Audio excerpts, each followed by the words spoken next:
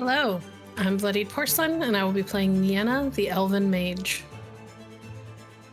Hello, I'm Overthinker, and I'll be playing Irileth, the Elven Assassin. Hello, I am Legacy, and I will be playing Brynnhilder, the Witcher. Hello, I am Stabbykinz, and I'll be playing Siegryn, the Dwarven Merchant. Hello, I'm Grizz, and I'll be playing Fenix, the Werewolf Silversmith. And I am Solomon, and I will be your storyteller for this evening.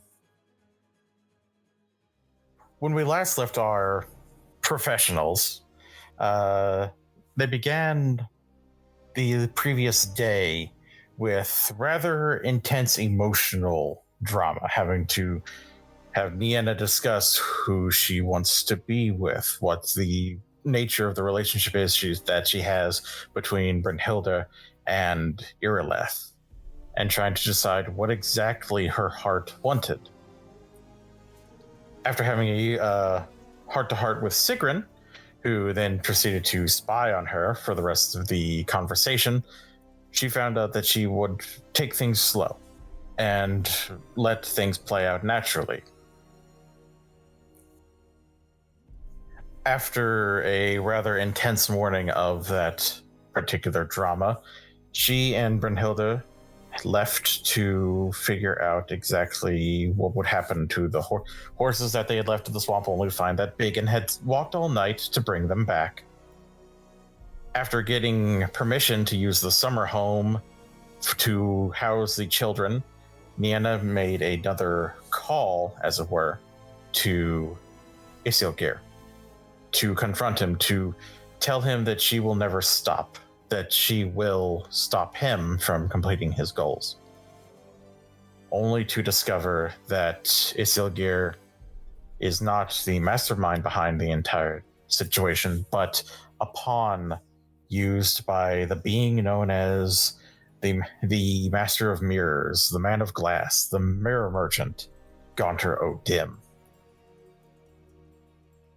Heading back to the Body Bar guest with this revelation, she and Brynnhilder and the others began to plan as to what exactly they would do, how they would prepare to protect the children, while also calling in favors to make sure that they had what they needed in order to face this new and eldritch threat. We begin the following day, after the previous day had been spent basically working to get the children ready to move to the summer home outside of the city limits, a good distance outside, but not so far that it would be impossible for them to ride back to the city if need be, along with a contingent of the Lord's men, a few mercenaries called on by Irileth, and, of course, Biggin. We find the professionals in the main foyer of the summer home. The children are all running around upstairs, playing, laughing, exploring their new accommodations for the time being. The parents of the children, who still have parents, having been brought along so that way they could keep an eye on their children and know that their children are in fact safe.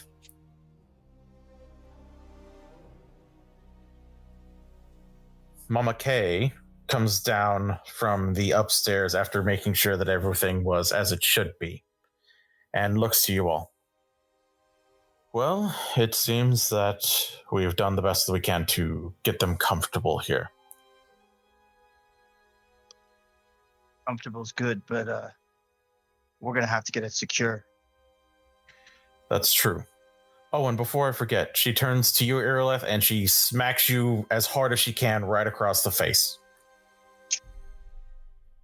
I assume there's a real good reason for that. You lied to that poor boy. Uh-huh. I understand why you did it, and I understand, and I wholeheartedly agree. That doesn't mean that it was right. It was the right choice, but not right.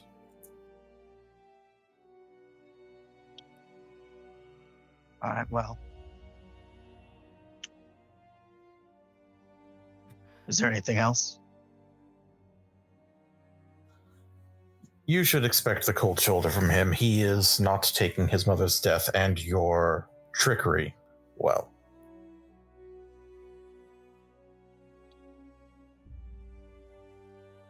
Irileth shrugs, just kind of looks off. On other news, have we removed all of the mirrors from the grounds, I hope? That would have absolutely been something that Nienna would have.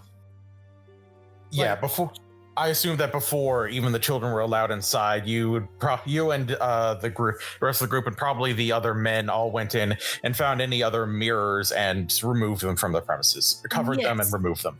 Yes. And just so we all know, the Man of Mirrors isn't able to use reflective surfaces in general, yes? Would I know that? You would. Everything that you've read just called him the Man of Mirrors, but you're smart enough to realize that it's very possible anything that shows a reflection could work for him. But mirrors are his more clear and more powerful way to get his point across, to move and speak. In theory, anything mirrored could work, but actual mirrors are probably the most powerful option. I see. Well, before we leave, we might want to set about and, I don't know, at least find anything that could be considered reflective. Maybe just slather some paint over it or something. Just to be on the safe side. Wooden plates and forks, all the good silver in the dungeon.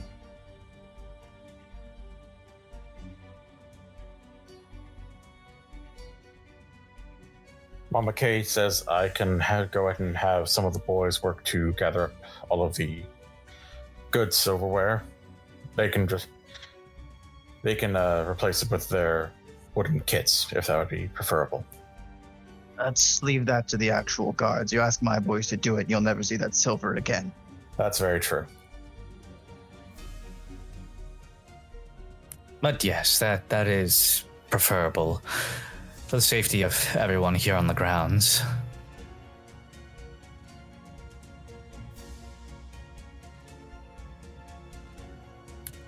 Right, well, now that we have all that squared away, what's our next plan of attack?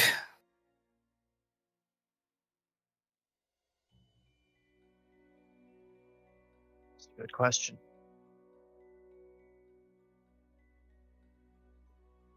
Let's get inside. And is there a great hall? Yeah, you guys are in like the main foyer, so like the overlooking the upstairs balcony and the various doors that lead to elsewhere, to like the kitchen, to the main dining area, to the basement, that kind of thing. Okay, is this like a house or like a castle? It is like a large manor. It is like not as big as a castle, but much larger than most of the houses that are actually inside the city. It's kind of closer to like a lord's estate than a full-on castle. Okay. Think closer to like a mansion. Cool.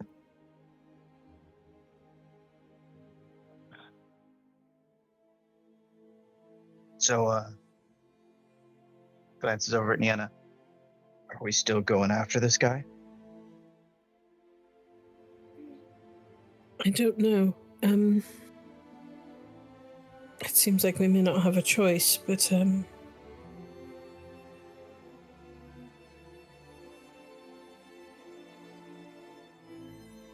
difficult to make a plan like that, knowing what will happen to him.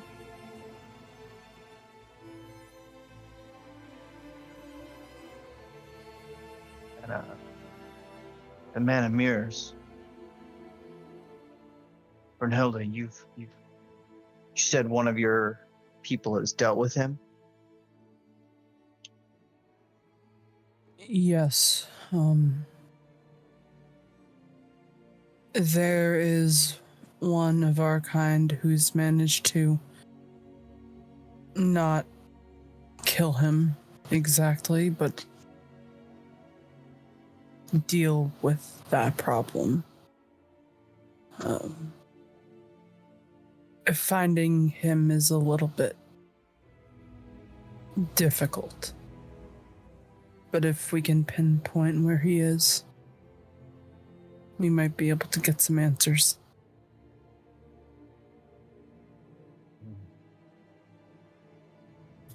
Honestly, I would prefer to straight up get his help if possible, because I know I can send a messenger out to one of my Witcher contacts and get his help in the matter. And frankly, if we can get this other fellow in, well, that'll be 3 witches in on this, and frankly, that would make me feel a lot more comfortable about our odds. There's a slight problem with trying to get 3 of us to complete one job. What problem is that exactly? How do you expect us to pay all of them? Because Witchers do not work for free, no matter how friendly you are with them. And this would not be a Siegryn cheap job. she slowly kind of turns her head to Nienna. I'm well paid, but enough to pay multiple witches to deal with one of the most rumored... A being who is rumored to be as powerful as this one. I don't know that I could afford that. You have the Lord's ear at least, right? Perhaps you can petition him. He's already loaning us his home. One of his homes. You asked him to solve. He asked you to solve a problem, right? Yes. Well, here you are solving it. Technically speaking, we've already solved the problem that he asked us to deal with. He's just giving us leave to continue working on it because there's more to it than we originally thought. We retrieved the children. His son is recovering. There's nothing... That was all we were told to work on. I could potentially talk to him, but I have my doubts that he would go for it. He I can pay has Brynnhilder on retainer because... It's fine, I can pay them. In silver. No, in gold. Oh much- shit! Aren't you like a prince or something? No, I'm not a prince. Don't worry about the cost. I'll pay them. Let's just find them. I'm gonna look over at Brynnhilder. Do you even have any idea where he is? 'Cause last I heard, no one had seen him in a long time. Yeah, but I have a pretty good lead on where I can probably find them. He is still alive. My mentor did some work for him. That was a long time ago, though. It's the best lead I have. Okay, so we find the expert. I'm gonna set about making sure this place is very hard to take, because if I was an elf as connected as this guy is, I'd send soldiers first to wear us out, then come in myself. Right, and I'll get my messenger squared away and get him running along to my particular witcher. That's 2. I have a favor that I can pull in. All right. All right. Getting prepped. Oh, Brynnhilder. When the guy appeared, did your locket, your necklace, did it vibrate? Does he trigger it? Brynnhilder, you were outside, and being around Biggin was enough that it was causing your locket to vibrate. So if it was also caused by Master Mirror being there, you couldn't tell because Biggin was so close to you. Nienna just looks uncomfortable. Miss Nienna requested to go in alone to speak with the Lord. So I was off helping Biggin tie the horses up. Huh. So Nienna was alone in the room with this thing. And... Huh.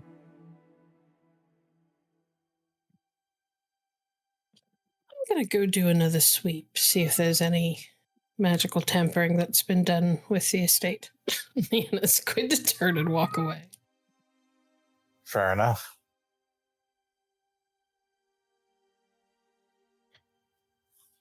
You know, Brynnhilder, I've been thinking about testing out some of the guards. Maybe we put them through a little training later. Waste our energy. I don't think they'll come at us tonight. I think you're underestimating something else. Geralt of Rivia could be anywhere on the continent. Of time.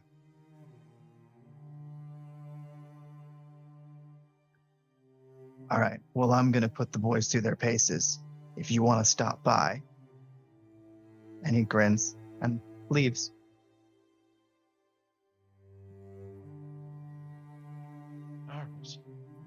Time for the wolf to go find the white wolf. Siegryn. Yes. If they need anything, I know you have your connections, but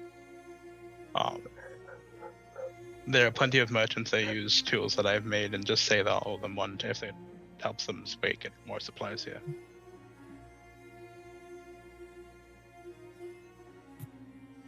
Right. I'll be sure to keep that in mind. Thank you. No problem. And he'll just give an oddly formal bow, which is probably unusual for him at this point. But he'll leave. Right. I think I best hit the road as well. Get that messenger on his way. All right. And Siegryn will turn, and she is going to run out with Render.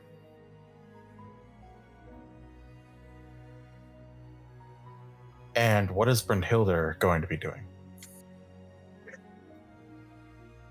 She's going to reach into the bag that she carries and grab out all of the notes. And some of these notes have seen some wear and tear. Just all of the things that she's learned from, like, on her travels, and all of her things that she learned while she was in training. She's going to begin to poke in and see if she can pull out an address to a mage that she knows, an old friend of hers. Very well.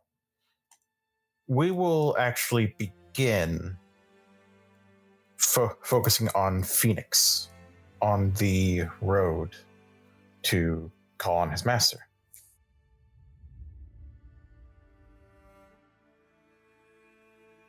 Fenix, Do you take one of the horses, or are you just hoofing it? It's not a far walk, or it's just a shorter ride to the city. It's just enough space that if anyone were to be making their way out to the manor, you guys would have time and see them coming.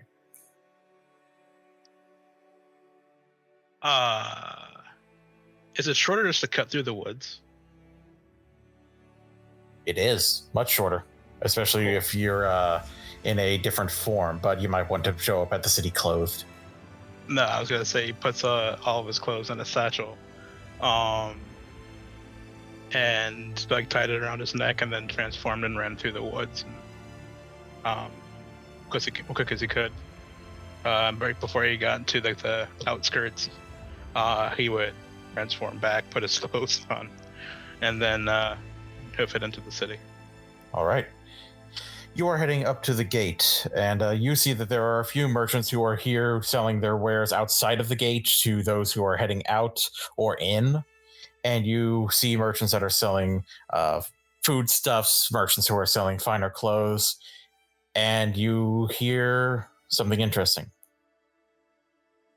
Mirrors, fine mirrors for your most beautiful lass, for when you just need to make sure that you can see yourself one last time.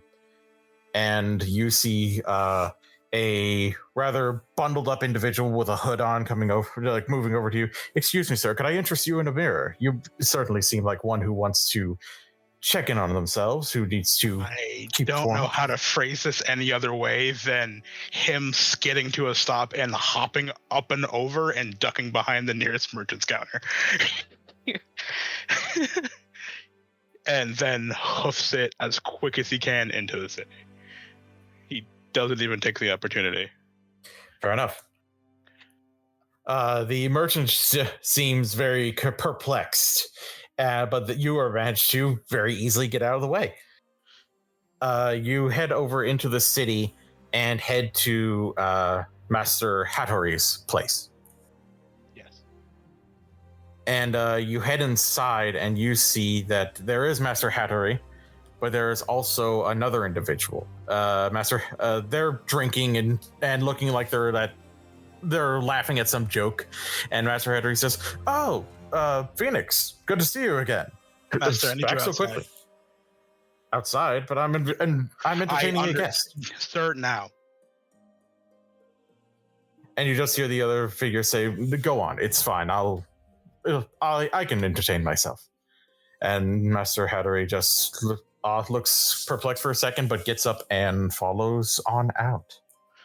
He'll shut the door immediately after him. Look at the door and just gotta pull him closer to the road. Master, pleasure to see you today. I know you haven't seen him in quite a long time, but do you know how to find Geralt? The White Wolf. Yes. That, who were you speaking to? Oh, an old friend, someone who helped me out a little bit along the way. He actually helped me set up my shop back in, back during the war. He was the one that got me onto making dumplings for a long time. That was actually really good for making sure that I knew how to cook. What's his name? And then you just hear a clap right beside you, and your master just stops. And you look around, and everything has stopped around you. Fucking magic. And you look to your right, and you see the figure that Nienna had described to you, looking aloof and with his arms crossed as he leans against the wall. Morning.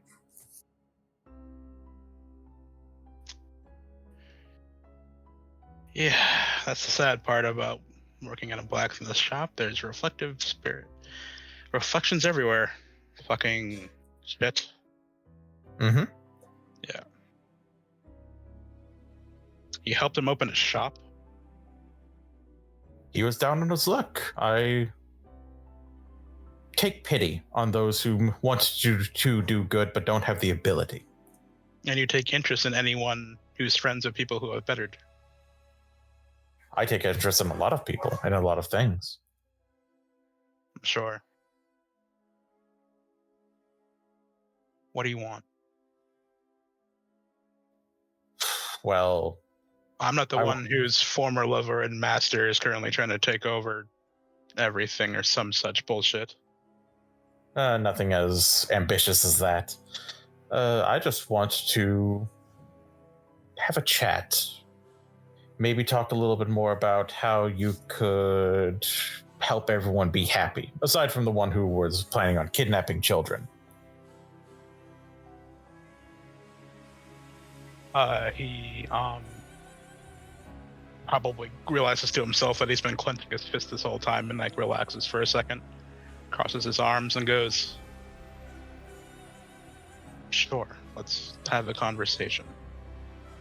But do you mind putting him back in his chair?"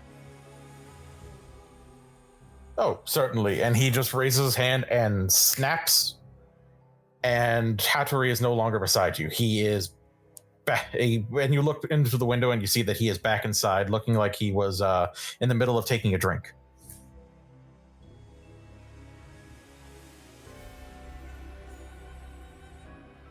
Time and space are a wonderful thing, aren't they? So much can be done so intriguing.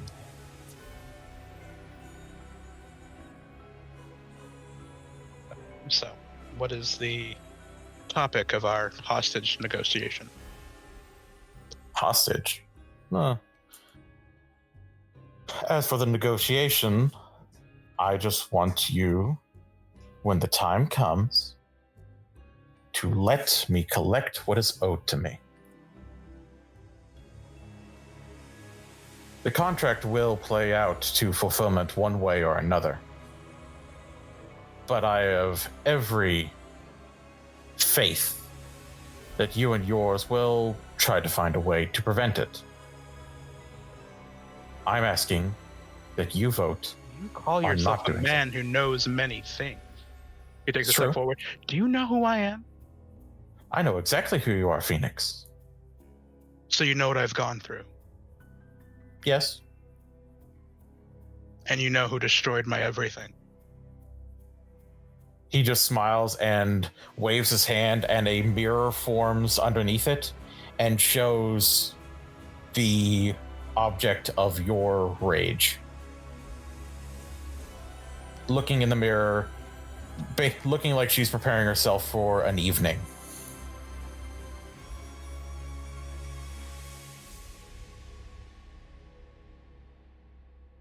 And you think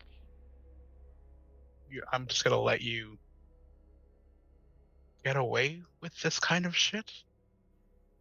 I mean, magic shouldn't exist.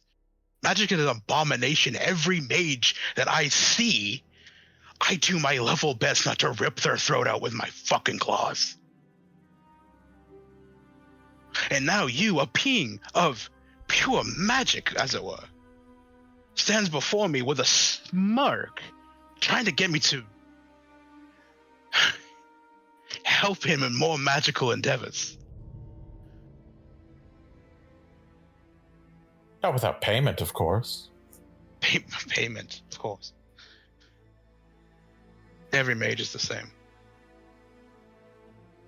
True. There is no consequences as long as someone's getting paid, right? Oh, there are. But the payment tends to make it a little bit sweeter.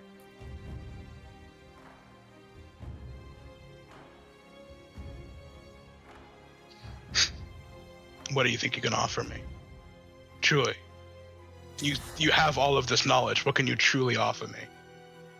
And he just grins wide and brings his hand up to the mirror and draws a line across the mage's throat, and you see her neck open. And at that, Fenix has a grin on his face, a big old toothy grin. Then you truly don't know me at all. Do you think revenge is what motivates me now? Not if entirely. you truly not entirely, not at all. I've done everything I can to make sure it doesn't fuel my rage, that it doesn't overtake me. And he holds up his hands and you see the holes in either of his palms. I've spent the past 15 years making sure it doesn't. And the best idea you have is to help me get revenge? That's your plot? That's your plan? Not the whole plan. It's part of it.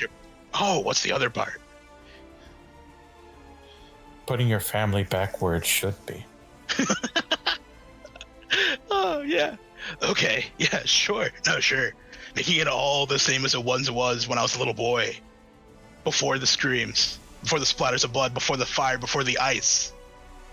Make it all the same when we used to howl and harm lamp the moon. Make it all the same again? It can happen. You're a fucking child. And you're a mutt. No, did that one get you? The man who has everything. Oh, it did. The man who has everything standing before a man who lost everything and rebuilt it on his own. Rebuilt. And he just looks at the rather small shop and then looks back at you with a raised eyebrow. I've never been happier. You see, what you did, Odim, is you found the person with the most rage inside, but you didn't find out what he was doing with it, how he was handling it. You just assumed because you think you know humanity. Well, your first mistake and your last, as far as I'm concerned, and he takes another step forward. I'm not human.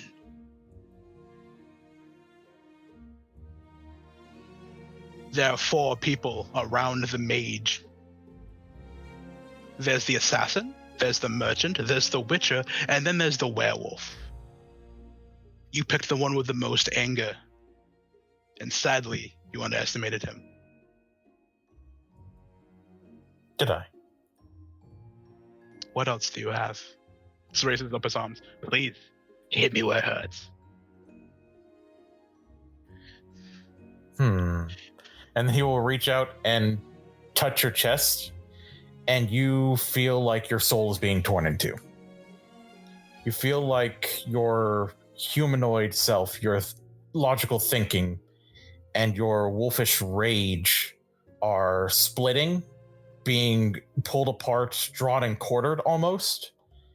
And you can look and see the wolf, and you also look and see the human, and they are almost like tearing like paper away from one another.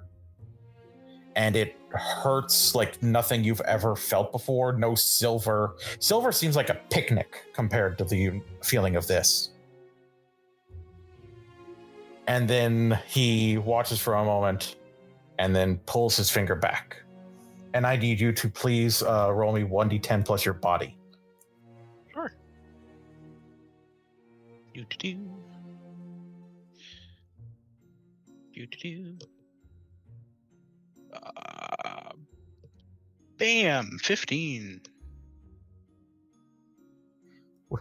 With a 15, you are able to stay standing, but you stumble back, and there's still the echoes of that pain just ringing, just screaming through every neuron in your body. Every single nerve ending is on fire. But you're able to stay standing, if breathing rather heavily, as your soul comes back together. Fuck. Kind of like his knees wobble a little bit. Yeah. That fucking hurt. Shit. A little bit of blood in his mouth. You see that Gaunter is still smiling and says, "Very well done. Not many would stay standing at that. Honestly." Yeah, well, I'm actually the gentle one of the group, surprisingly. That guy wipes his mouth. I probably couldn't do that too many more times. I'm just happy I had your attention for a while. Very well done, yes. Of course, it doesn't mean much when time has stopped, but still, a lot of fun to see what you can do.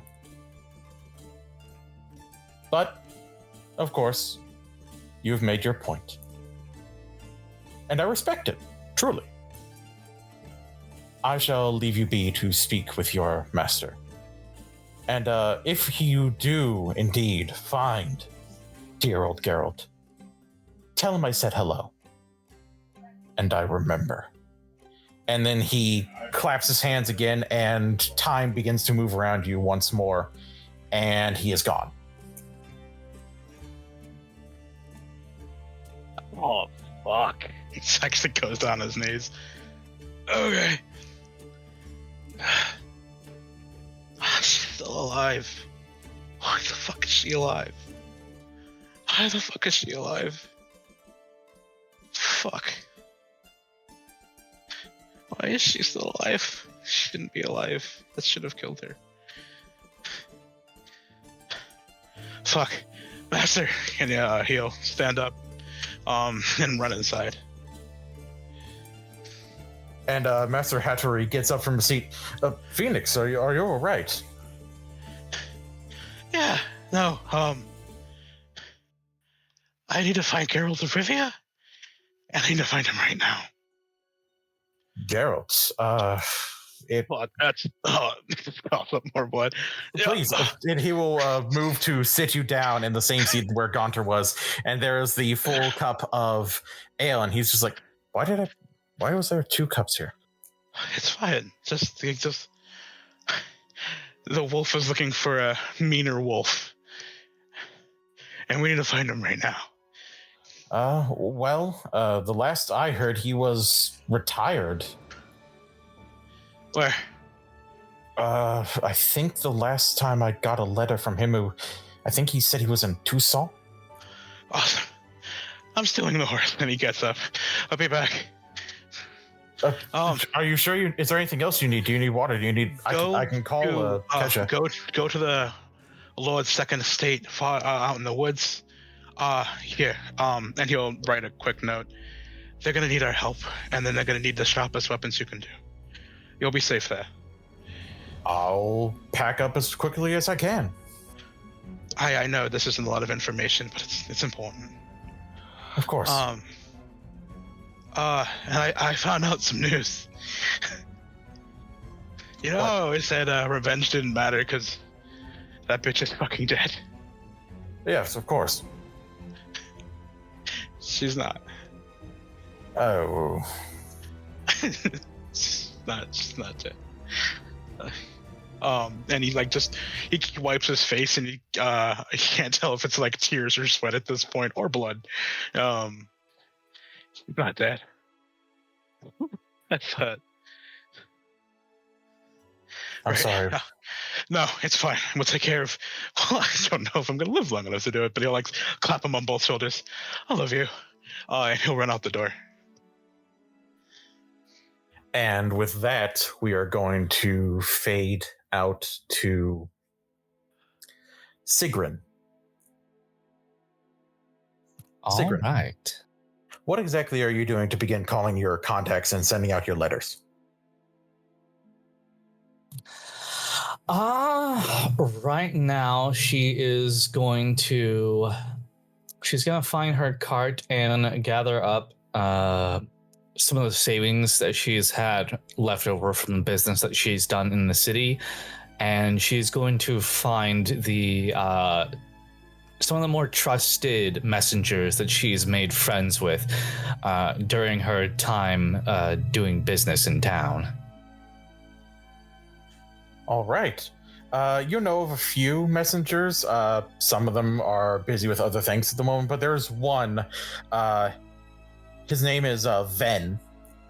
He's young, maybe like 15, 16, but he knows the city inside and out, and the quickest way to get from one end of the city to the other. You've given him something that would normally take another messenger maybe like a half of a day to get to the other side of the city to get to it, and he's got it there in maybe 2 hours. Okay, we are definitely going with him then. She will begin hunting him down. All right. Please give me, let's go with a...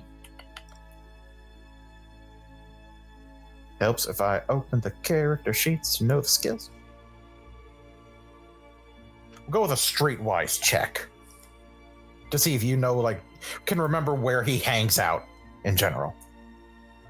All right.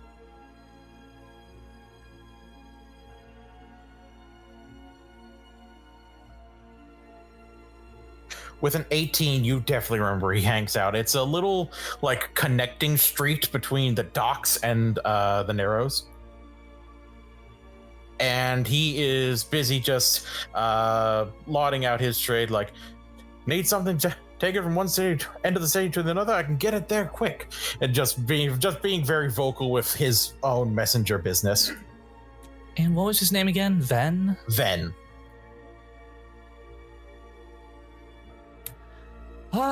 It's a shame that they don't have much of a use for good messengers these days, it seems.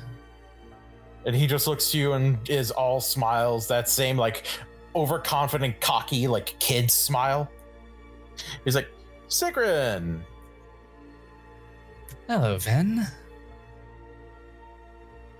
Well, so, yeah, they never really understand how good it is to have a messenger on call. Do you need something taken? You usually don't come here unless you need me to run something for you. Well, I say you've got quite the intuition today. This is a bit of a different job, though. And at that point, she will, kind of out of view of anybody else who might be passing by, she will hold up a sack of coins and give it a short, sharp jostle. There is quite a bit of coin that's stored in there, and it rings clear. His eyes widen. That it's probably one of the bigger amounts of money that he's ever heard at one time. Well, shit, what do you need me to do? I need you to find a witcher, dear. A witcher? A Vetgar? Shit. Okay. Any idea where he is, what he looks like, anything like that?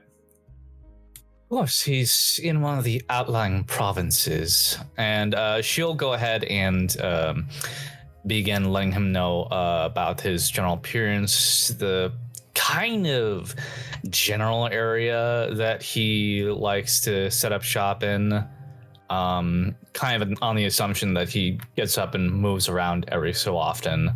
And she will hand him the note that she's written.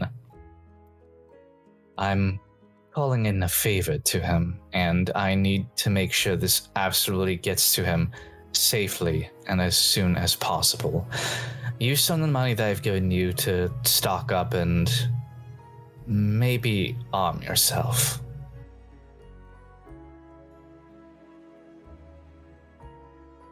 Arm myself? Okay. Now I'm really scared. Oh, don't worry, dear. I've included some hazard pay. All right, then. And he will take the letter and the gold, and he'll say, I'm going to guess you want this as quick as possible, right? Half again on completion, dear. Right. I want this as quick as possible. All right. Precisely. And he will give a salute to you. I'll get it to him. You'll probably be hearing from him in a day. And he just like sets that own limit for himself. Very cocky, but also very sure that he can do it because he's done similar types of things before. And he... do be safe, dear, okay? Always. And he will give you a wink and begin to head off. And as you watch after him, you hear a voice nearby you. He says, plucky youth. I so enjoy seeing them run about the world. And you look to your side and you see an individual whose description you've been told about. This is the individual that Nienna told you about. There is a cold sweat that breaks out along her forehead, but her face remains not quite stoic, but just a little resolute. Well, well, well. It isn't the man of the hour himself.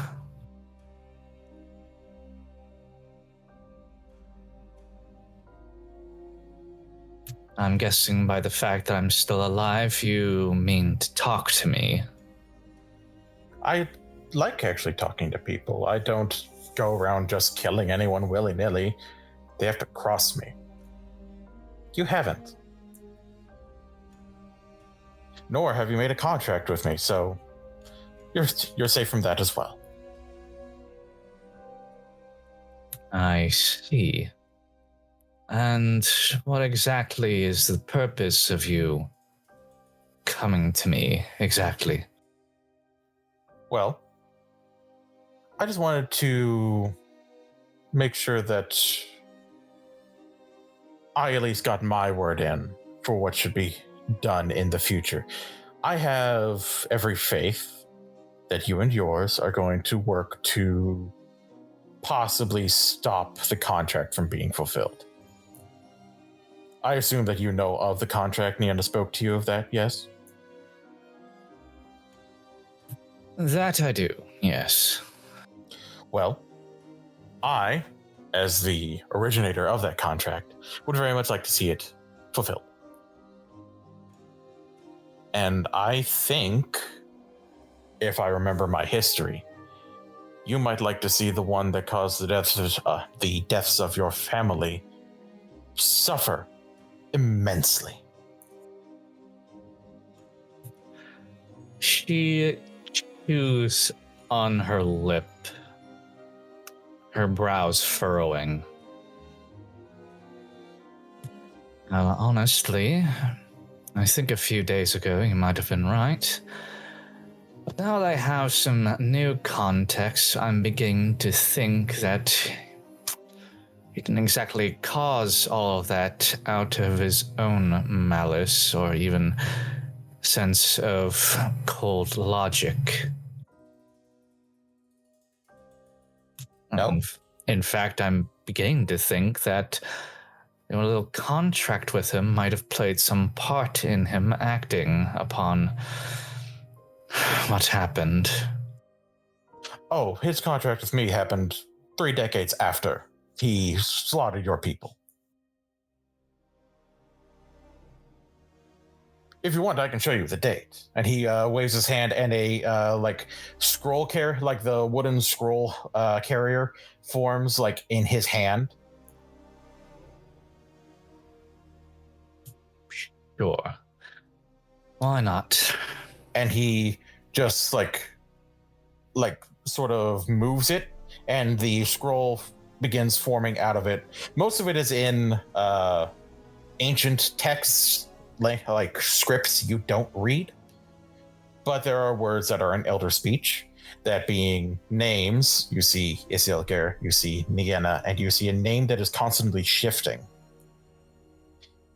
And you also see the date that it was done, and it was done, as he said, decades after the pogrom that brought the deaths of your family.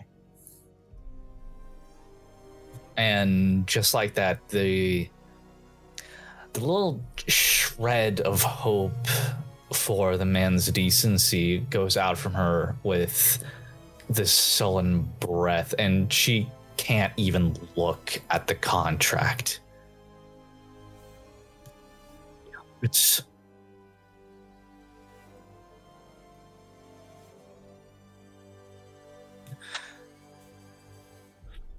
so, what is it exactly that you want from me then, other than to remind me of what happened?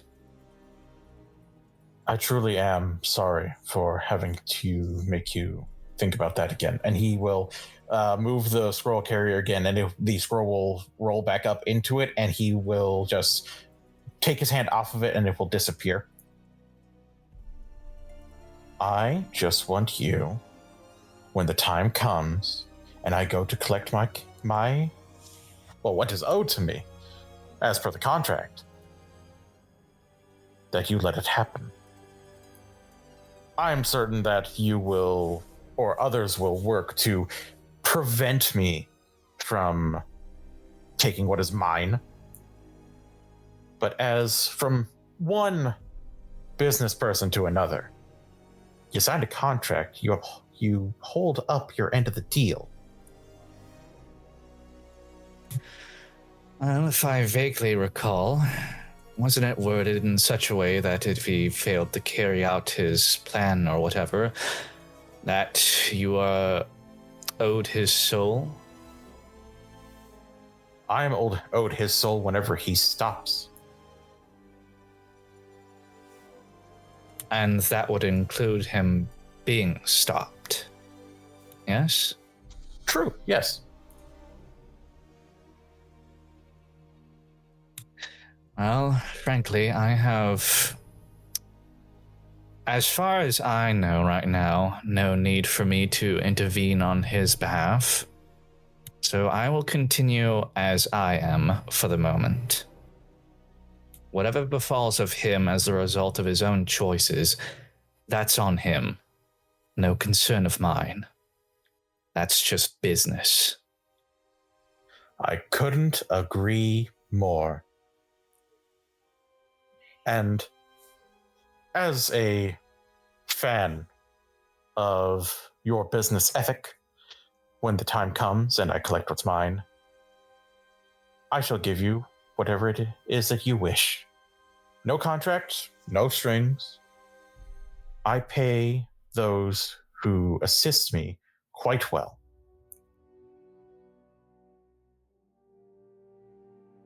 And what exactly is this payment? That is entirely up to you. Feel free to think on it for the time being. I will just let you know, I can't bring back anyone from the dead. I apologize. Damn it. Would that I could, but if I were to do that, it would not be pleasant. They would be but a shade. I see. Well, I will consider it. Of course. I wish you the very best, Miss Siegryn. And you notice that this entire time he has been knelt down to be on level with you. And as he stands back up, he seems to almost like fade away. And then he's gone. And all of the energy goes out from her, and she finds herself hugging her own frame.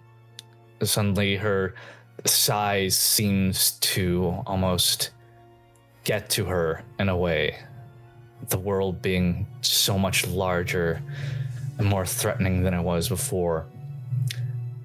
Before long, she forces herself to move again and begins to step back towards the city. All right. And with that, we are going to go ahead and take a look over at Brynnhilder.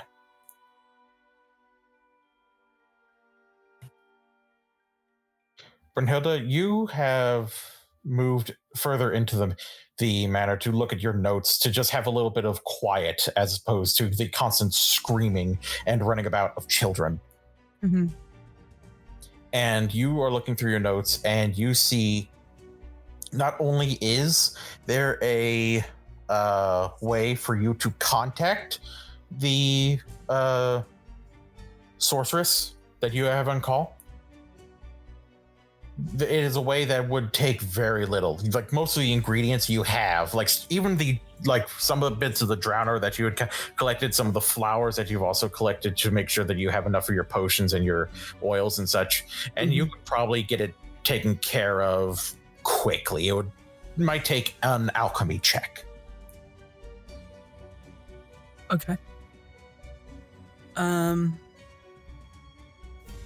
Then she's going to separate herself far enough from all of the craziness, in hopes that nobody sees her, not even her allies. And she's going to try to summon a mage. All right. Give me a roll. It would be a roll of alchemy, since this is an alchemical sort of ritual as opposed to magic.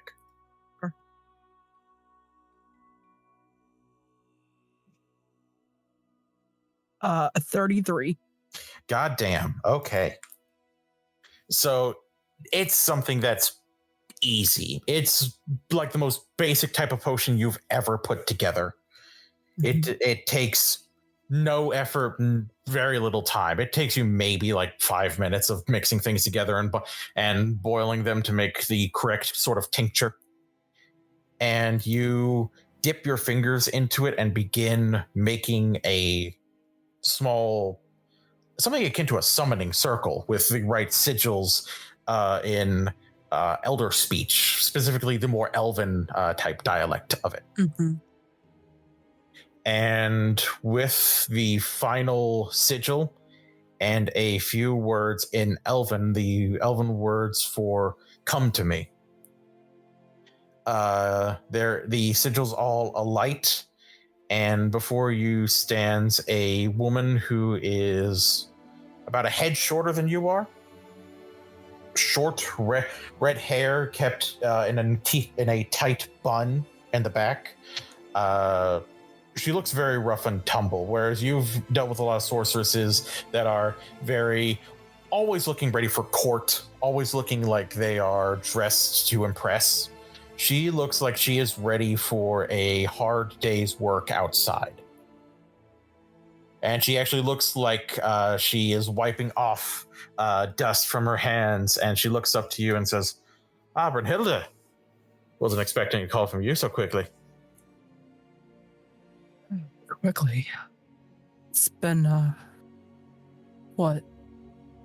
at least 10 years since we've last seen each other? Well, yeah, but usually you witchers don't call unless it's like several decades out. Yeah, well. I'm cashing in that favor, Tasha.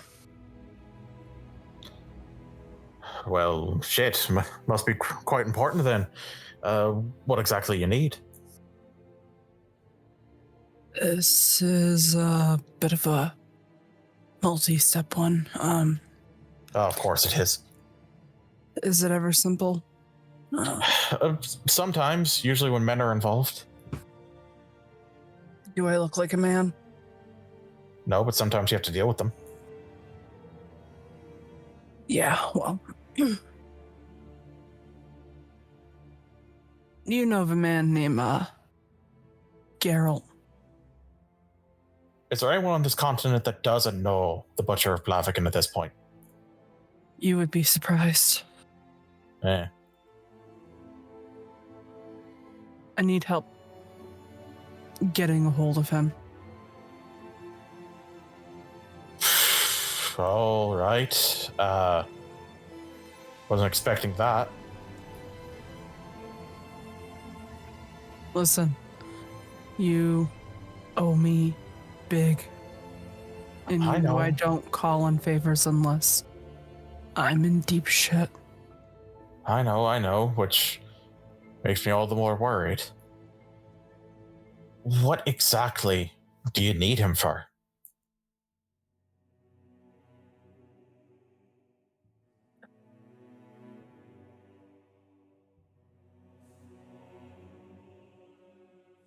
You ever hear of a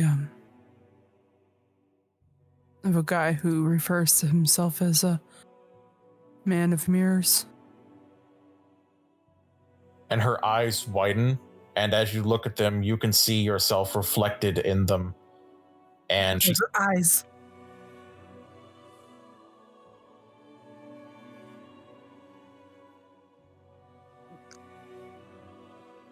I need you to get me to Carol. As soon as you possibly can. She can't hear you, miss. She's a bit preoccupied at the moment.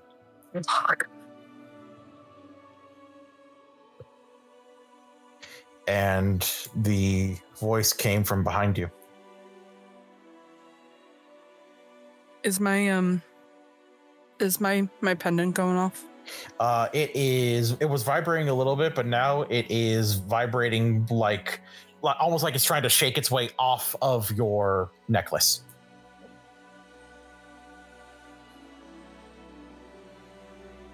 What do you want?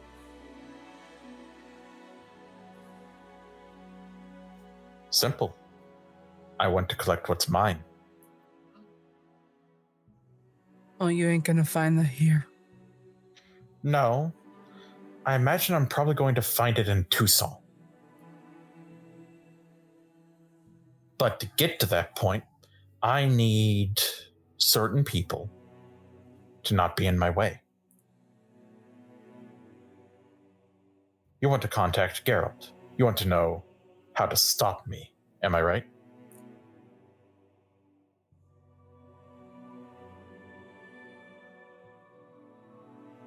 I don't think I need to answer you. You don't. I know the general gist of your plans. Geralt was one of only 2 people in the entirety of my time being here that have ever managed to prevent me from collecting on a contract. It's a good plan going to him, given the other one went mad and, well, departed from this mortal coil several decades ago.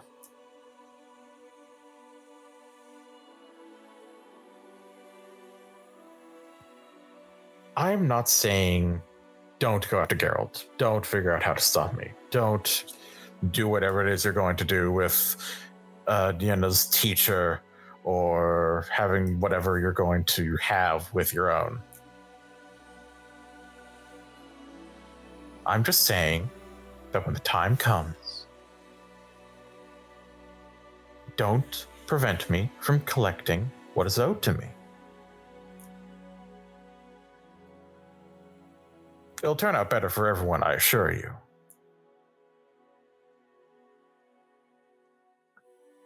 I don't have a say on whether or not you get stopped.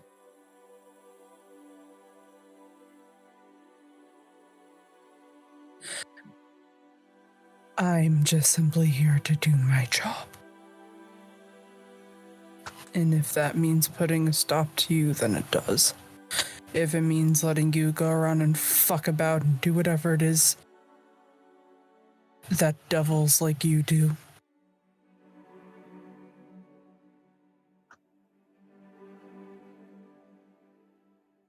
I'm not here to stop a mage. I'm here to protect one.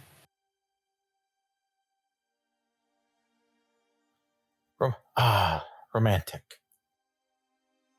Truly, it's good to see in this day and age. For her sake, I would suggest that should she think about stopping me, try to prevent her from doing so. It will be safer for her.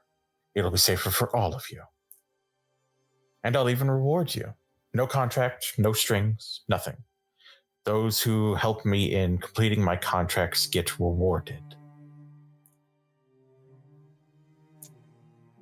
I don't take deals from devils.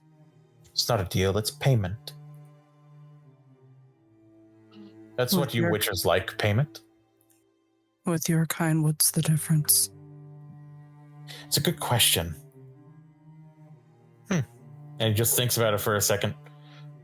I respect that you ask that.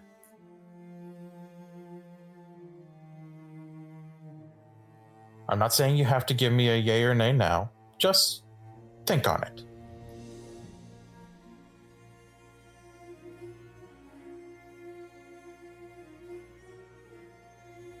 I do apologize for interrupting your conversation with your friend. I'll let you get back to it. And he claps his hand again, and the sorceress Tasha finishes with her gasp. You can't tell me that you're messing with that fuck. That fucking freak. And she kind of whips back around and it's fuck. It's complicated. When isn't it? You just listen. I don't care if I have to fucking make another deal with you. I don't care if I have to owe you another favor. I need you. I need you to get me there now. And I know that you're good at tracking him down.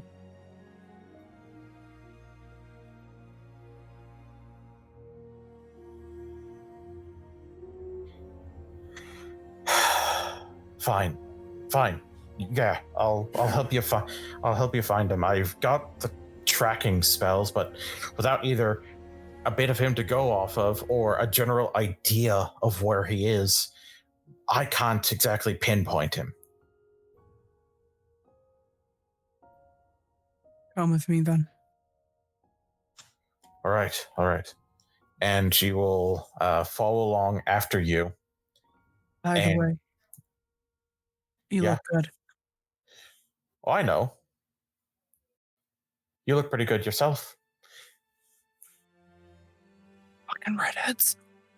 Let's go. And she will follow along, and we're going to move over to Irileth. Irileth, could you give me 2 rolls? I need a roll of your archery. I need a roll of swordsmanship, and then I need a roll of tactics to show how you're training with the men, with their various weaponry. All right.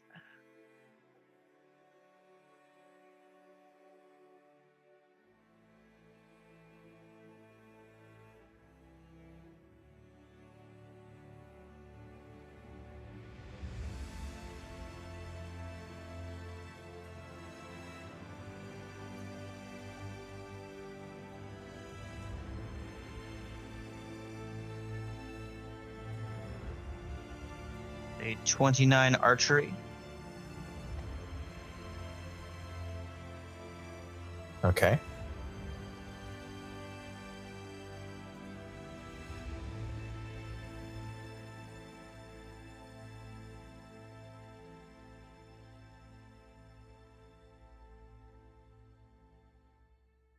.36 swordsmanship. Ooh. And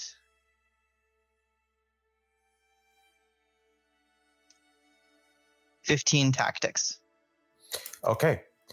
You're running the men through the drills, both your own mercenary company and the guards that the Lord Einar had given you as a contingent. Your own men, you're used to working with them. They generally know your kind of ways of doing drills and going about how to practice and doing spars and that kind of thing. Lord Einar's men they're not soldiers, but they are incredibly well trained. You know that Lord Einar, despite being a very well-known, quite powerful lord, instead of having a large standing force, he had a much smaller force that was much better equipped and better trained. They're good. They're not, but they are definitely good in terms of rote training as opposed to actual personal experience. He had a few veterans that he sent with you that are actually from the war. They're a little bit older, but they are more in the roles of sergeants and commanders as opposed to the actual frontliners. Perfect. Then I put that 36 in swordsmanship towards making them loosen up and adapt. Perfect. Oh, you've got moves you know? Well, here's what I do every time you do that. And it's going to keep hurting until you learn. It takes them a little bit, but they quickly get out of that road. They learn how to, instead of just make it like I stand still and I stab, or I stand still and I go low, they learn how to see that sort of thing coming. They learn how to look for ways that are not just what they've been drilled through. You can see that they're becoming more of a fighting force, a little bit closer to what your own guys are. All right. And one of the older veterans, a man who is missing his right eye, but keeps in very good shape, despite the fact he is much older than most of his other companions. I have to say, I was not expecting to meet someone with as much combat experience as you, sir. No. Well, when I was told that we would be working with the bouncer of the body bar guest, I admit I had my own preconceived notions. I apologize for those. You are quite skilled, and I respect that. Good. There's a lot of people in ditches who didn't, so grins. Glad we can be friends. Hopefully more of them in red than in black, eh? Indeed. I mean, they all end up in red. And he will hold out a hand to just sort of like an arm clasp in like companionship. Yeah. And you see that his pauldron is quite reflective. And then you hear a clap from behind you. And all of the drilling, all the sounds of sparring and fighting stops. Can I tell how far away this person is? Maybe like 3 or 4 steps back. Cool. I take one back step, turn, and swing as hard as I can.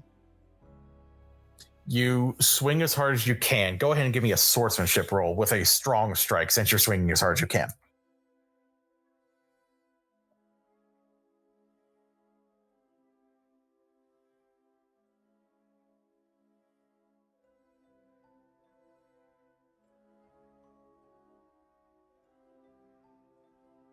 Sword.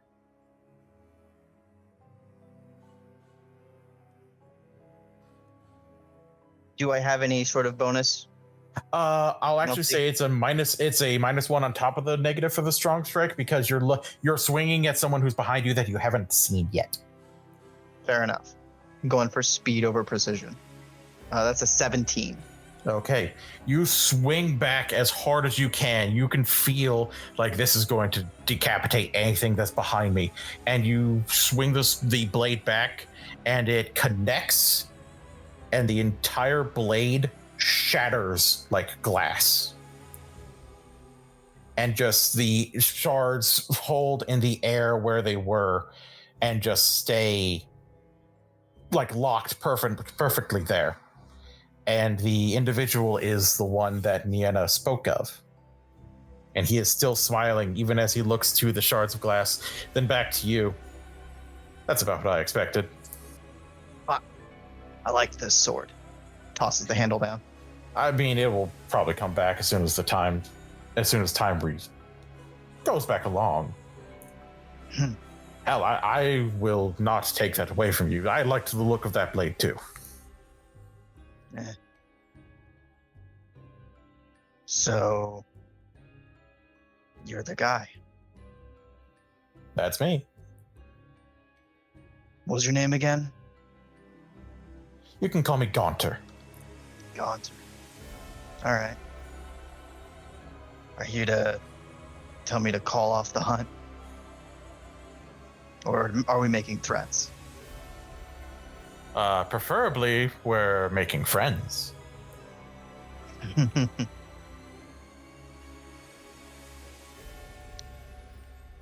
All right. Well, let me put it simply. You're a man who's probably done contract work, wet work. You sign a contract, you stick to it, you do the job. Easy, right? Usually. Well, have you ever had to break a contract like that? Don't get far in my business when you break contracts. Exactly. So, as someone who makes contracts, I don't like to see them broken. But I just get the sense that your friends are going to try to break a contract that I've had in the works for several decades now. That's bad luck. Right? I'm not saying that you can't go about trying to make sure that the children are safe, that you shouldn't work to stop this. Well, let's be honest, he's a bit of a bastard. As he's listening, Irileth is going to sit down and start, maintaining his gear. Fair enough. Oiling his leather gloves and tightening the straps on his padded armor. All right. Okay. And Gaunter will just settle down with you just to stay at eye level. I'm not saying that you shouldn't do what you're doing currently. I'm just saying when I come to collect on my contract that I've put a lot of hard work into. Mm-hmm. Don't get in my way.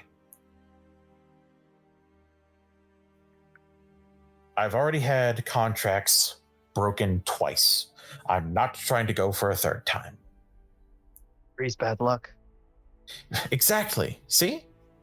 You and I understand it. No, I don't believe in it. I've just heard people say that.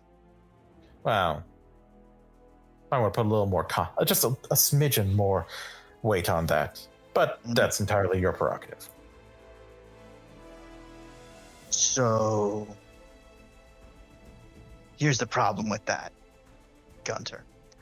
I'm on a job already. Jobs.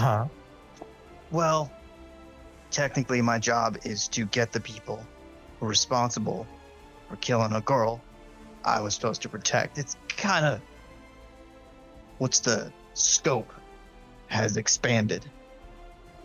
It's gotten a little out of hand, honestly. But I don't think anyone can pay me enough to kill something like you. Maybe the Emperor. Fair. The Emperor could pay me enough. Von Emrys does indeed have a rather large set of coffers. And all those titles. He'd make me the Lord of something. It's very true, he could. The official, raises his hand, official administrator of all whores. Now that would bring in a whole lot of tax money. It's not a bad title. But, you're asking me to stay out of your way. Just for for when I come to actually collect what's owed me. Which is? I thought Nienna explained it to you. Her teacher's soul. Right. And can I assume that when you're collecting that, it won't negatively impact me or, other than him dying, her? You're not present in the contract, as it were. The protections of the contract are meant for making sure that she doesn't come to harm from the prophecy that I spoke of to Isildur.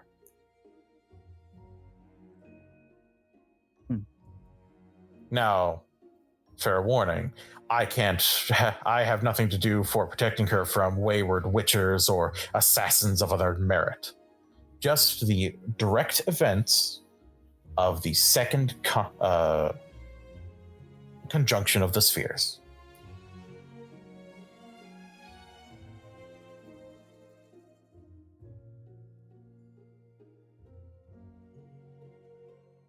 Do you think my current contract is going to interfere with your work?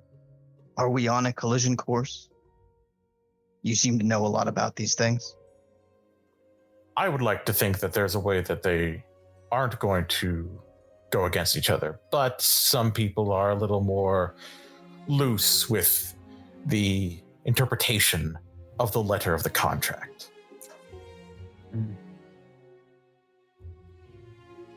Tell you what, I'll do what I can. You came to me here, didn't try nothing crazy, aside from, am I dreaming? I assume this is a dream. You're Doesn't not matter. dreaming. I just stopped time. It's fine. Sure, whatever.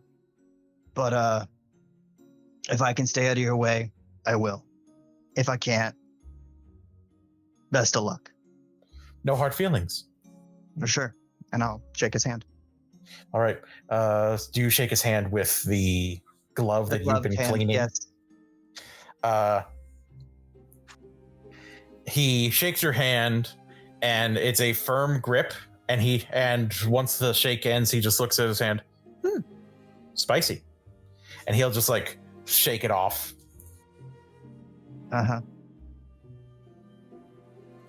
Best of luck.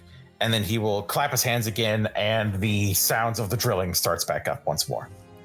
Irileth quickly takes the glove and the bottle of contact poison and like puts them in a bag and folds it over itself and goes to dispose of it. Fair enough. Also, your sword is not shattered once time resumes again. Nienna, where does Irileth find you?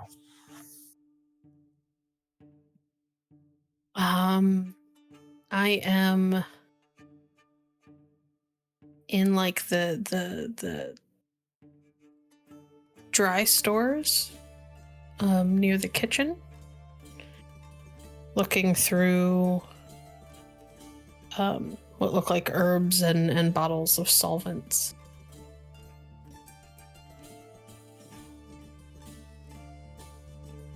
Hey. Hi. Hi. Very quickly and not so subtly try and put something back on the shelf.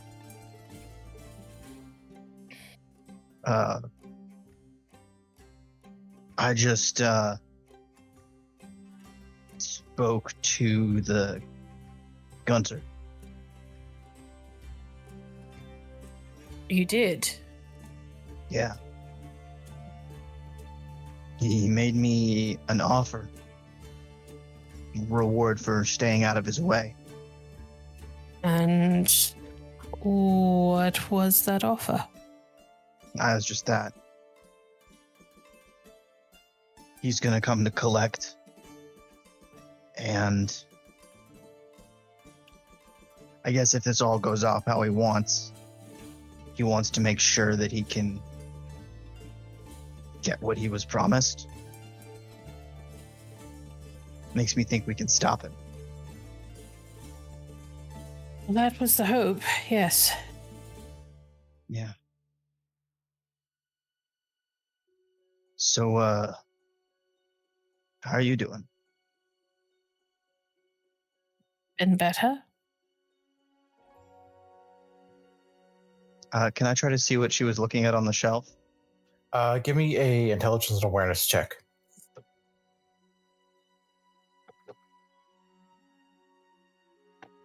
And Nienna, if you'd like to see how well you hit it, you can give me a dexterity and sleight of hand check. Okay. Because I'm great at those.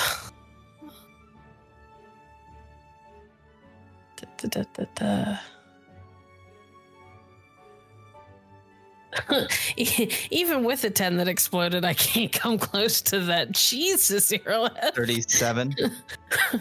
To my 29. Nienna was looking at, it looks like herbs, and it's not entirely clear what's in the bottle, but there was kind of the universal symbol for toxic on the bottle.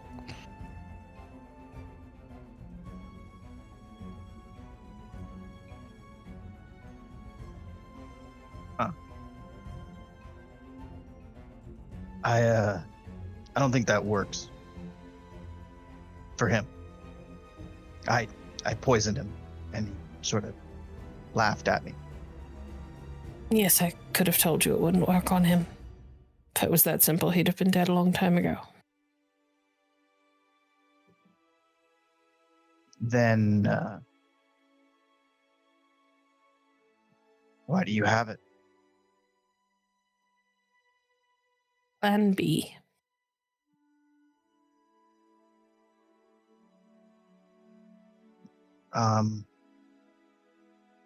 Okay. You gonna fill me in on Plan B? If everything else fails, contract can't be fulfilled if the subject of it isn't alive.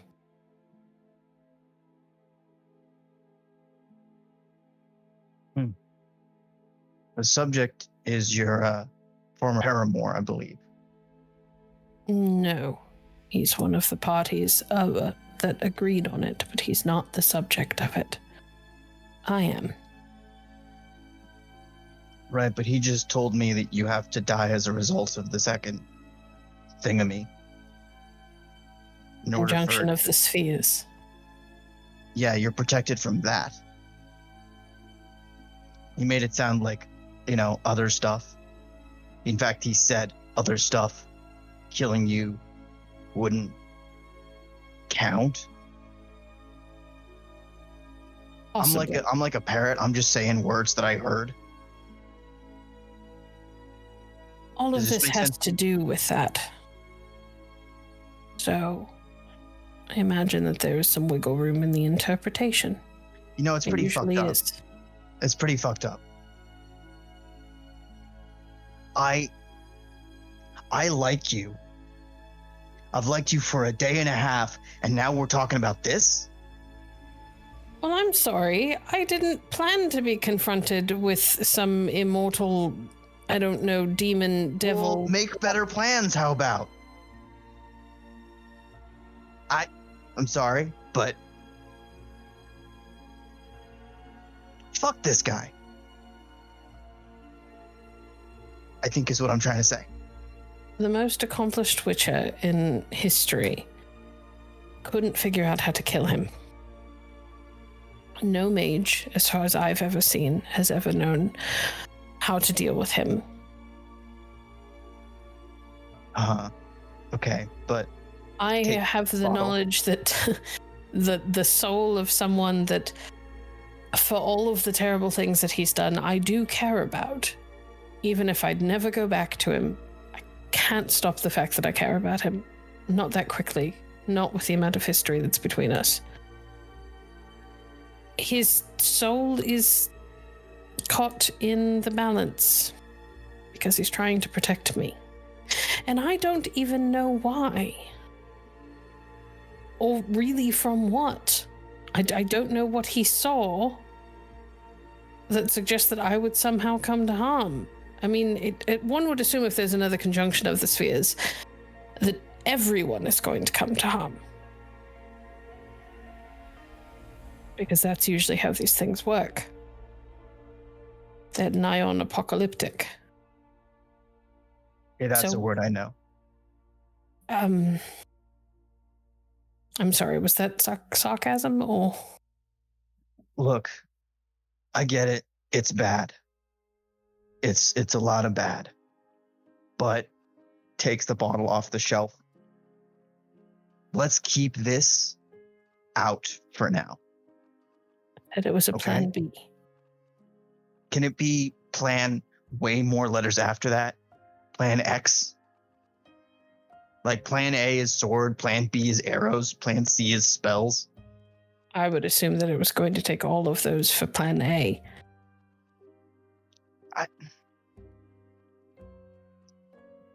You know what I'm saying. Yes. Okay.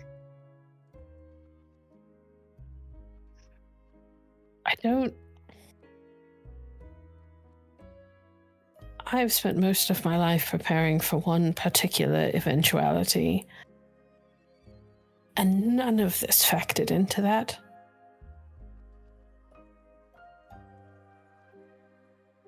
What was it? Smile a little bit. If you tell someone about your prophecy, it's less likely to come true.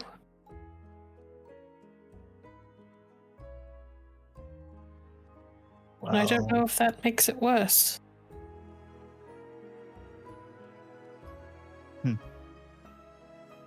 I had a vision a long time ago, and I've spent every decade since then preparing to see it through. We're gonna. You're gonna. It seems so small compared to what is apparently coming. And I don't know how it ties into what Isilgir saw, because I don't know what Isilgir saw. All I know is that it apparently freaked him out so much that he went and made a deal with this being, and I never would have wanted him to do that. Can I pitch you a weird idea? Of course. You say something a little... He leans on the doorframe. Brace yourself. You don't control what other people do. And even if you are pretty sure you know what the future's going to be, you can't control that either. If it's going to happen, it's going to happen. So how about we hold up the bottle again? Think less about throwing long shots like this and more about keeping kids safe and maybe getting Isilgir out of it. Don't know how. That's why we're calling the big guy. Short of invalidating the contract, I don't know that we're going to find Geralt of Rivia. Oh, we'll find him. Or if we'll be able to get to him in time. You can teleport. I can open portals, but I need to have been where the portal has to go. Otherwise, it's blind and someone could end up very dead. We'll figure it out.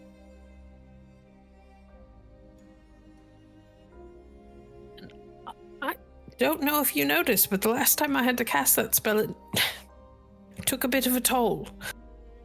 Yeah, and you rescued a bunch of kids from a very dangerous situation. And before that, you blew up a bunch of monsters. And I shot like them. 3 of them on fire. Because we're awesome. Do you not get that? That we rule? You know why he came here? You know why this thing came to me and said, "Hey man, could you not fuck up my plan?" Because he's worried that we will. Because he's worried that we will. He did exactly what they all do when they're losing. He tried to negotiate from the back foot. Like, maybe I can't stop time, but we've got something on this guy and he knows it. Does he? Yeah. He's got way more to lose than we do. So let's focus on our advantages. 20-odd fighters, a bunch of magical kids, and the fact that our opponent is nervous. And possibly the Butcher of Blaviken, for God's sake.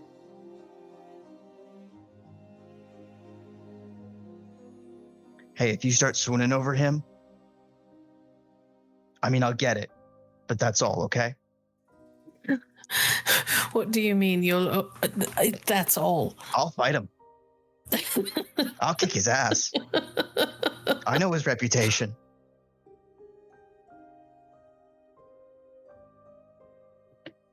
He's grinning at this point. I think my life is quite complicated enough without adding someone with that particular reputation into the mix. No, is that because you think I can't take him? No. No, okay, good. Good. Cool. I don't think I could take her. She's very scary.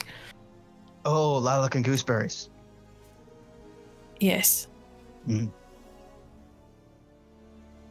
Not to mention the 5 other mages he's apparently made swoon for him at some point or another. This is what I'm saying. Man has a rep. Well, I'll enjoy looking, but that's all. All right. Hey, I'm going to go secure the upper floor. You want to come? She'll kind of look back Walk around a little? She'll kind of look back at the herbs and the bottles for a minute. Cool. All right. She will follow him out, make it a point to take a moment and lock the door behind her so that none of the kids can get into the poisonous stuff. And then follow him. Alrighty. And we are going to shift focus from them to Brynnhilder, Tasha, and a now quickly arriving and still possibly a little out of breath Fenix, who is on a horse that none of you have ever seen before.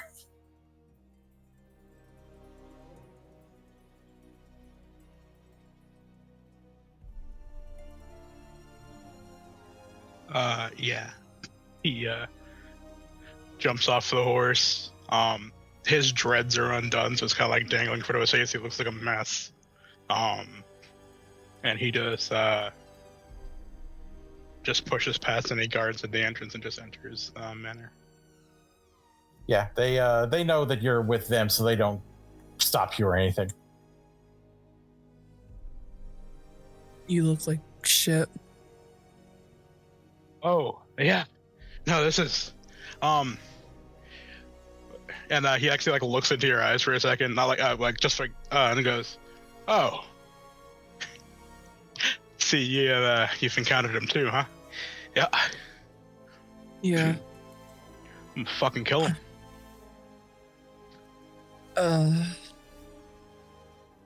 I don't know how possible that is on a logistics scale quite yet. Tasha, this is my friend Fenix. Fenix, this is Tasha, a companion of mine. He's a big one, ain't he? And she just like looks him up and down, and it's that kind of look. Yeah, it's like that sweaty, sexy glare. Like looks back, he's like a wild look in his eyes. Thank you, but I know where he is. Like, yeah, like one of those like we'll address that moment later. He's in Tucson. Okay, is that enough of a location? I can get you probably within about a day of where he is in Tucson. I've been to Tucson before, so I know the place, and I can find out where he is generally. It's without an actual bit of him to go off of. It's a bit sketchy, but fine. It's closer than nothing. It's better than having to go through the entirety of Tucson itself. It's fine. I could sniff him out. Yeah. But if you can get us there, that'd be good. Sure. I might need a bit more help. You gotten any other sorceresses running around here? We've got one more. That might be enough. All right. Fuck it. He'll the one to laugh in this moment. He'll just like pull his shirt off, and he's gonna go wolf, and he's gonna sniff out Nienna. Well, shite. knocking on the Yeah, this isn't the first time. This won't be the last time. You'll get used to it. She's upstairs. And he'll start running upstairs. In wolf form? Oh yeah. Okay. Oh no. I don't have a spare pair of pants for that, man. So yeah. After a bit of sniffing, you can run on up into the manor and upstairs to where Nienna and Irileth are heading. Nienna and Irileth, you see a werewolf barreling after you. So about that, Nienna and Irileth are behind a closed door. Yeah. Okay. So yeah, they are currently behind a closed door. It's not closed anymore. Rips it open. Guys! A knife flies from the pile of blankets on the bed and lands in the wall next to you. Really? You missed me when I'm this big? We need your help. Come downstairs. Get the fuck out. Planning on it. Shuts the door. Fucking like running down the stairs. The door is barely hanging on its hinges. We'll say that it's about another 5-10 minutes before Nienna and Irileth come back downstairs. Yeah, that's fine. Or there can be more time if you want. It's up to you guys. Normally there would be. But a werewolf just coitus interrupted us, so I mean, if there's ever a good reason to stop, that's probably it. So let's move this along. Depends on which brothel you're in. True. And I was definitely in the correct one a few hours ago. Yeah. About 5-10 minutes they'll make their way back downstairs.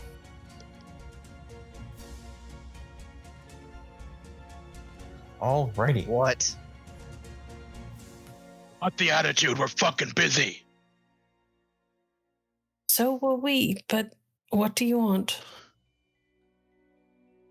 He gestures to Tasha. This is my friend. A mage,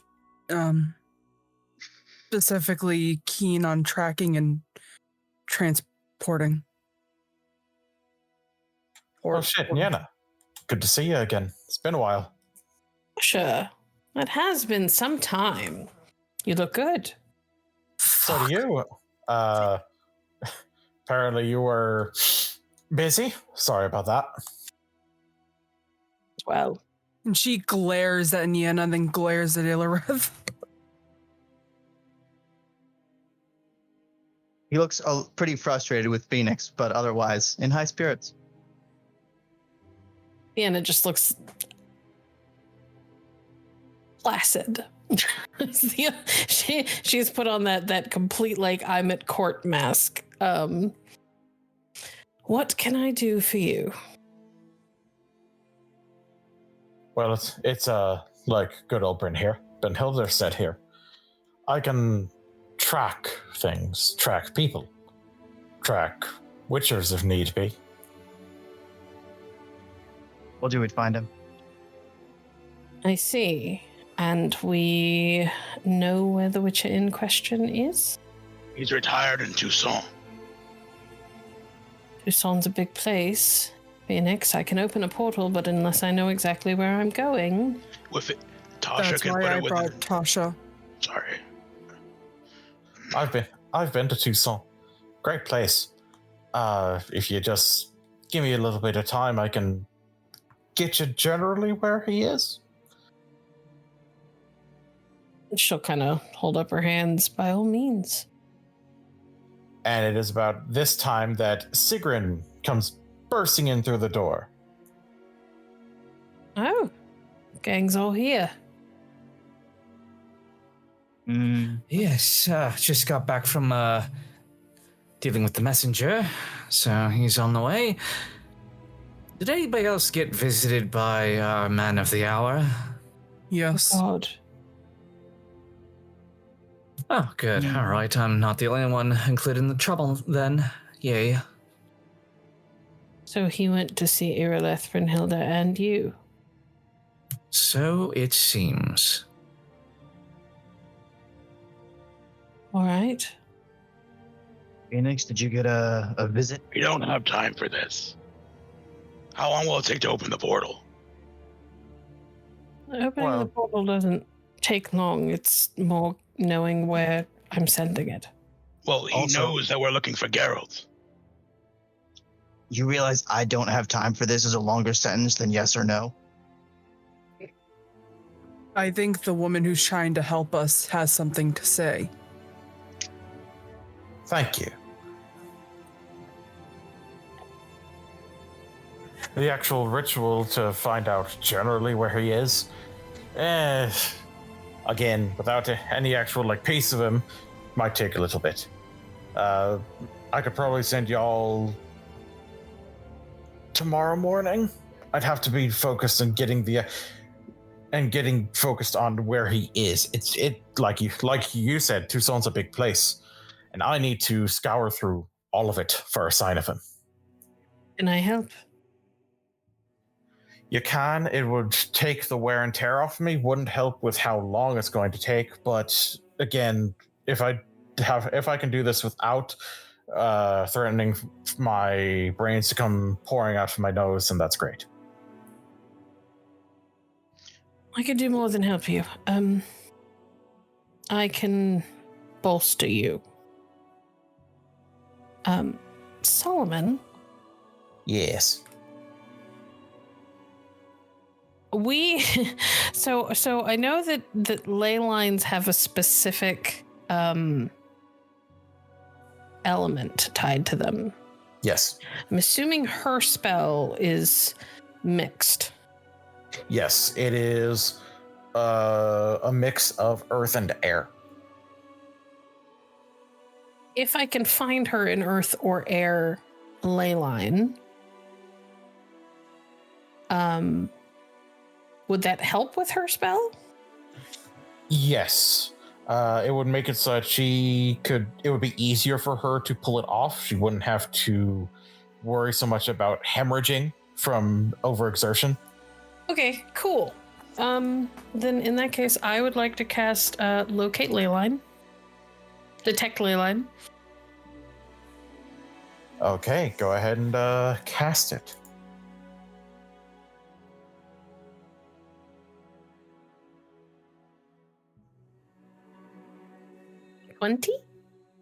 With a 20, you're very easily able to discover the closest ley line. And with the way you feel it, you can sense that easy-going breeze of a air ley line. Okay. I'll kind of give a nod to the others. I'll take our friend to a place of power. I'll be back. And I want to lead the way. My hand is already pointed in the direction, so... Thankfully, it's not too far away. It's literally just outside in the back part of the yard, away from all the drills being done. Little secluded. Nah, shouldn't have to worry too much about being interrupted. Excellent. And then I will do the ritual of magic, but instead of stepping into it, I will leave it for her to step into.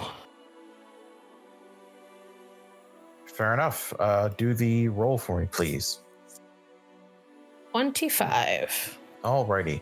You very easily get the ritual of magic pulled together. It's something you've done several times at this point. Mm-hmm. It's almost like second nature for when you go casting bigger spells.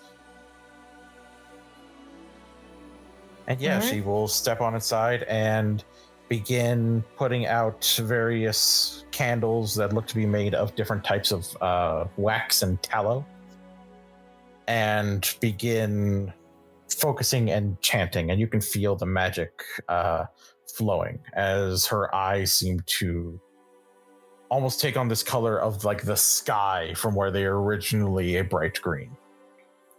Cool. Her vigor should be 3 higher, by the way. I'll keep that in mind. Thank you. You're welcome.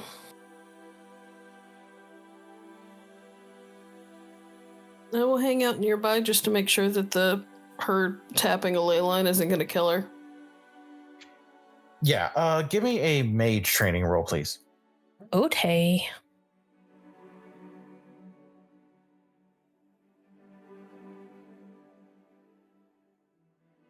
Oof. I would like to re-roll. Okay, I will allow that. Go ahead. That's not good. 21. Yeah, it looks like she definitely knows what she's doing, and it also looks like her own affinity for magic seems to be more focused on air, kind of like how yours is more focused on fire. Awesome. Then I will hang out for a bit before I return to everybody else. Alrighty.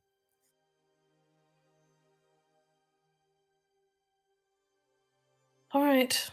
She's as set as she's going to get. I could continue to help more actively, but if I'm going to have the strength to open a portal tomorrow, I should withhold.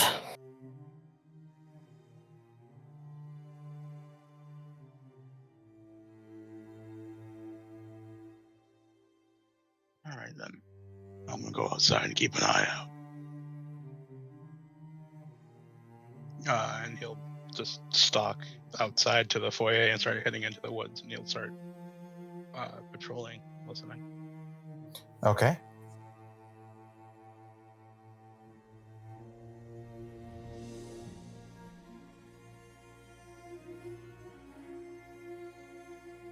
I'm gonna go.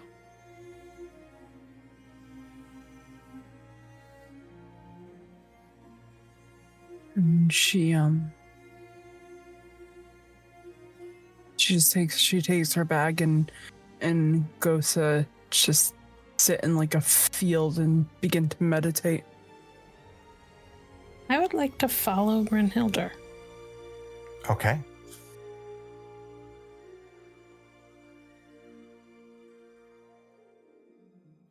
Then the scene will shift focus over to Brynnhilder and Nienna.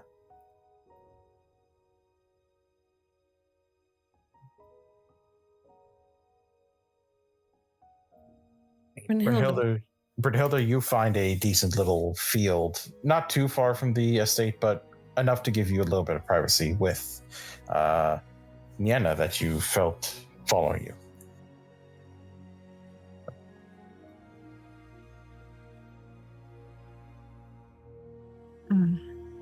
Don't you need to rest? It just meant I shouldn't be taxing myself magically before casting a portal. It's a big spell. Took its toll last time. I know.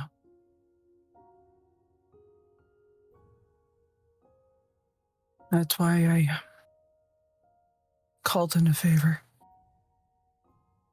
I do appreciate the help. Are you mad?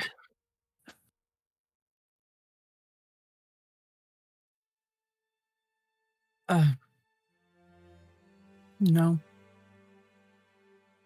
You looked at us like you were mad.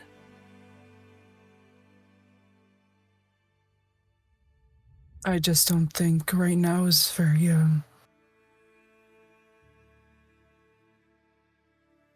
appropriate time to be doing whatever it is that you two were doing in private. Facing the very real possibility that one or all of us will be dead in a day or two. I'm not as hardy as you.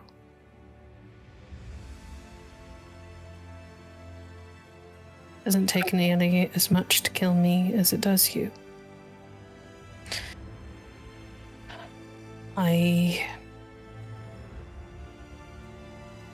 And in all of this, even surrounded by all of you, I have never felt more alone in my life.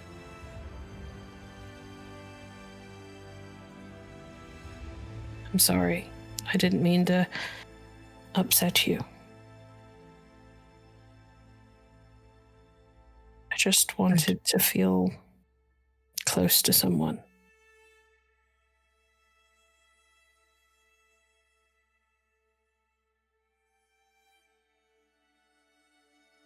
You know that I'm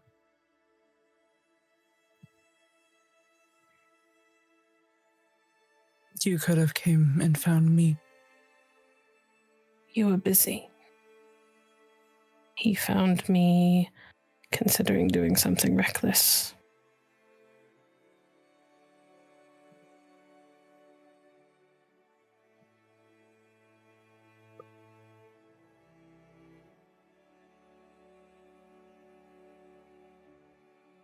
I don't know if you can tell or not. I'm not good at dealing with people. I can barely deal with my emotional threshold sometimes. But if you do something that's reckless, and you do something that'll hurt yourself or put yourself in danger, I'm gonna do whatever I can to stop you. I know. Even if that means hurting myself.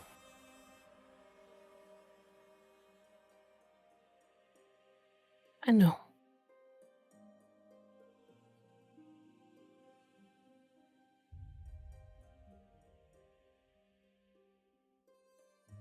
You know, I've been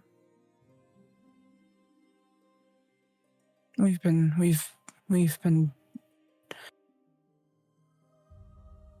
together for so long.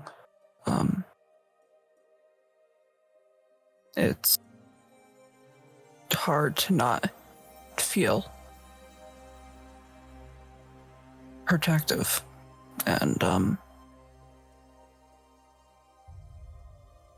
jealous.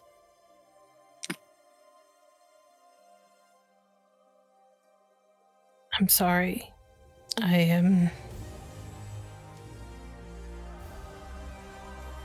meant it when I said that as long as I've known the both of you, neither of you had ever shown any interest, and I took that as a sign. I wasn't anticipating both of you deciding to get up the gumption to say something in the same day. To be fair, I've always had to keep professional. If I let my emotions get in the way, one of us dies. That's the only reason why I haven't kicked Irileth's ass yet.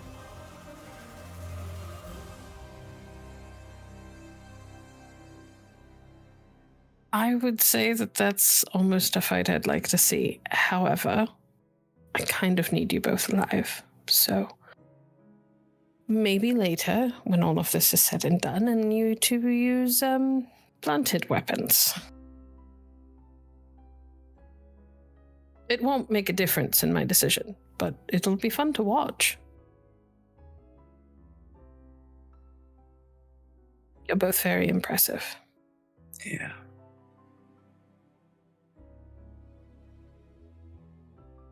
I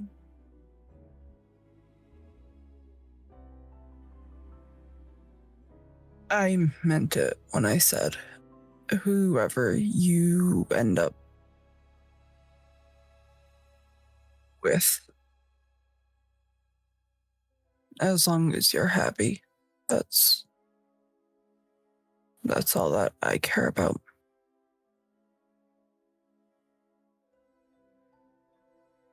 Although I might have some words if you end up with the mirror guy, but I think you can rest assured that I am not his type. Nor he mine, I suspect. not into bald men. not into weird mirror demons. You know what? I'll take it.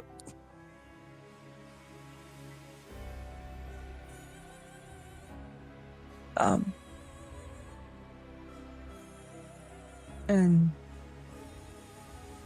she's gonna scoot a little closer to Nienna. You know what helps me rest? What? Here. Come. Sit down with me. I will sit. Cross your legs. And I want you to close your eyes. I will close my eyes. Crisscross applesauce. Take a moment to not think. Let the breeze hit your face. And think about flying like a feather. Letting it pick you up. Feel weightless after a while. Like for a moment, you can just let yourself go and follow the motions of the wind.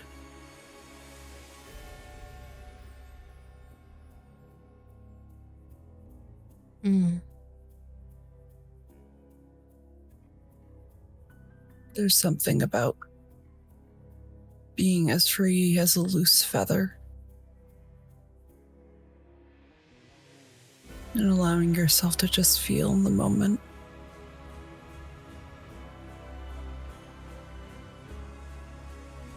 You don't get many of those in this day and age. So sometimes it's nice to just think about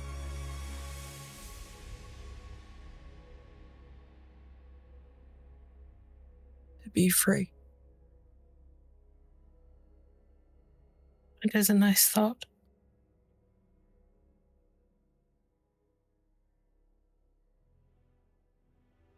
When did you come into your powers? Oh, I want to say I was roughly the equivalent of a human 14, 15 maybe. Probably younger. I don't know. I struggle with the conversion, especially when we're young, because we're growing at a similar rate. Mm-hmm.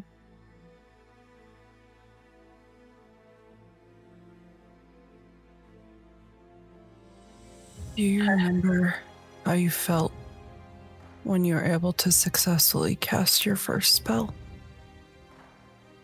I do. It's the first time since my magic had come to me that I didn't feel terrified of what I was. It still hurt like hell, but handling always does.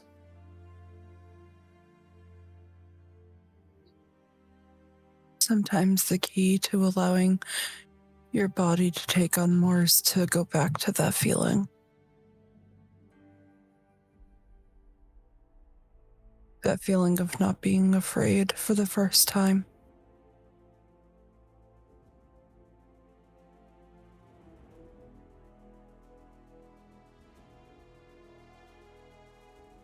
It's the key to surviving a lot of what we go through.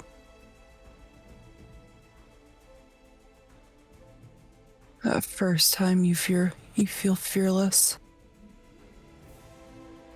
Or feel like you're in control.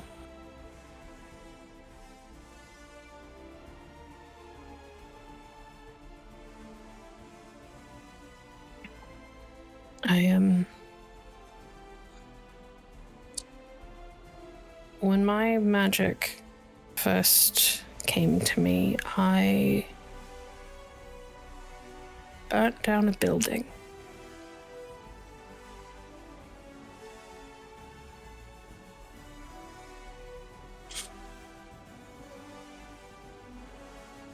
Killed someone dear to me.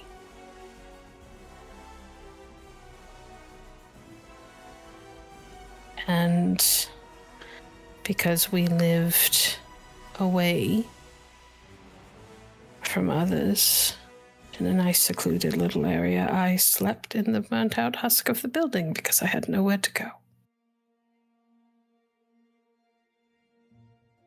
I was so certain that I was going to be dragged in and declared a murderer, burned as a witch, something like that.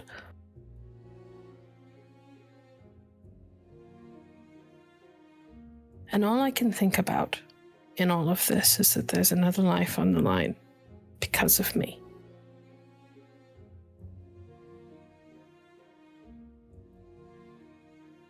You can't control the actions of another person.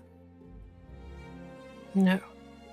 But it doesn't change Therefore- the fact that he's doing all of this for me. And that is his problem.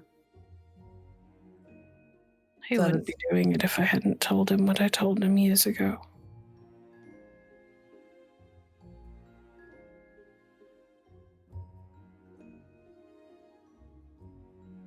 You shouldn't blame yourself.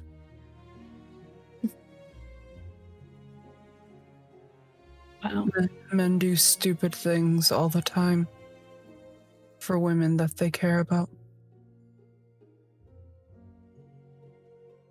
you ever figure out how to not blame yourself for the people that you feel responsible toward, you let me know. It's hard. Trust me. I gave up everything to be what I am today.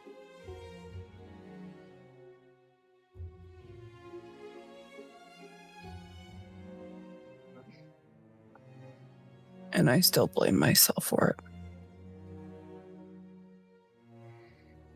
It's the learning to forgive yourself that I'm starting to do. Mm.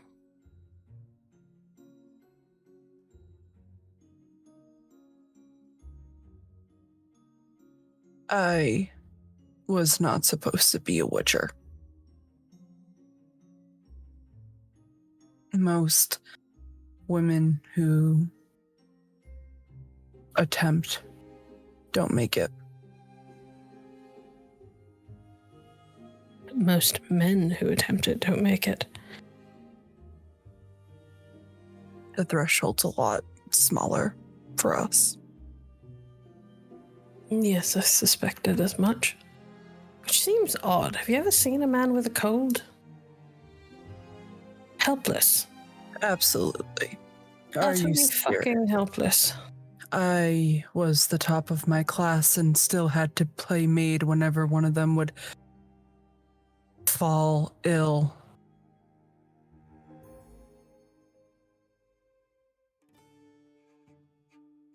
You know, I have a theory about how you made it. Yeah. Your school has always been the most magically inclined. There's a reason why there's more sorceresses than sorcerers. I don't think I was ever built to be a mage. No.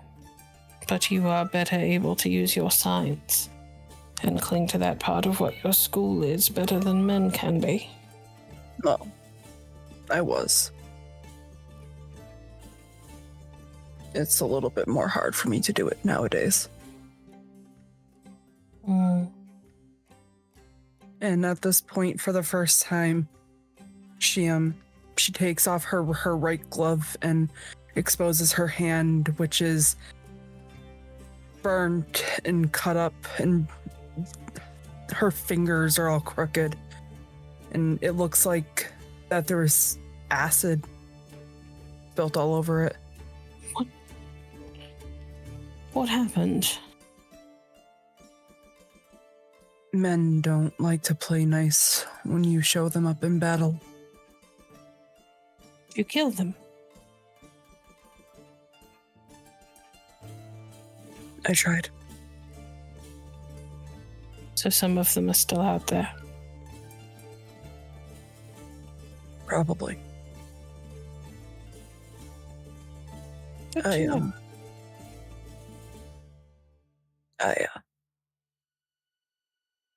Most witchers hate me. Most witches are fools.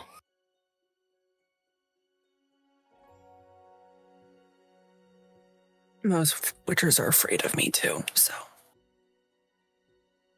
Because even with a scarred up and broken hand like this, I can still kick their ass. Which is why I'm not afraid of anything. Except you. You kind of scare me a little bit. Good heavens, what have I done to earn such a fearsome reputation? You've, managed to crack open a piece of my cold, dead heart. It is neither as cold nor as dead as you like to make it out to be. Yeah, don't tell the others. I'll ruin my street cred. I will keep that in mind.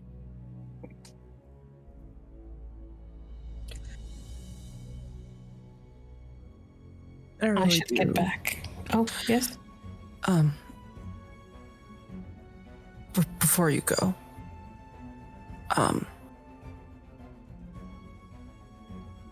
do you mind if I if I do something really fast? I suppose not, although that's an incredibly vague way to ask and makes me a little nervous. Hear me out for one moment. And she's going to reach into her pocket and take out one of the amulets, and she'll get a little bit closer and just clip it around Nienna's neck and kind of like tuck it in. This will vibrate whenever you're around Magic. Things that can possibly hurt you too. Nienna will nod. I know how the pendants work. I've watched you with yours. Thank you. I'll try not to giggle every time I cast a spell. It vibrates. It feels a little weird your first couple of times, but after a while you get used to it. Good to know. Plus they come in so many different stylish pendant choices, like Phoenix or wolf, or in your case, cat. Am I selling you on this on this yet?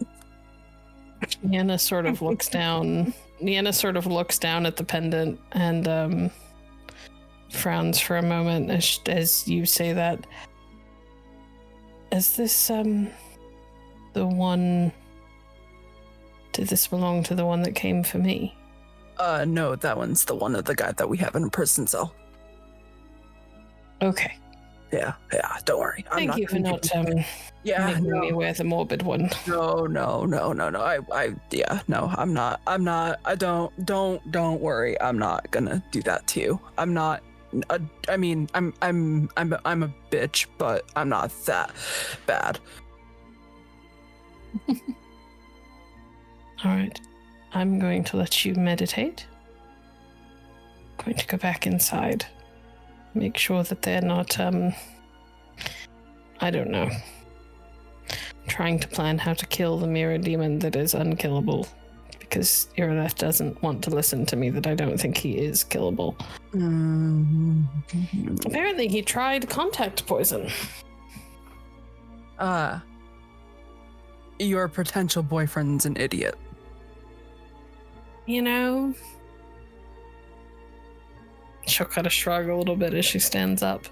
Most men are. she's gonna take Nienna's hand and just put a kiss right on top of it.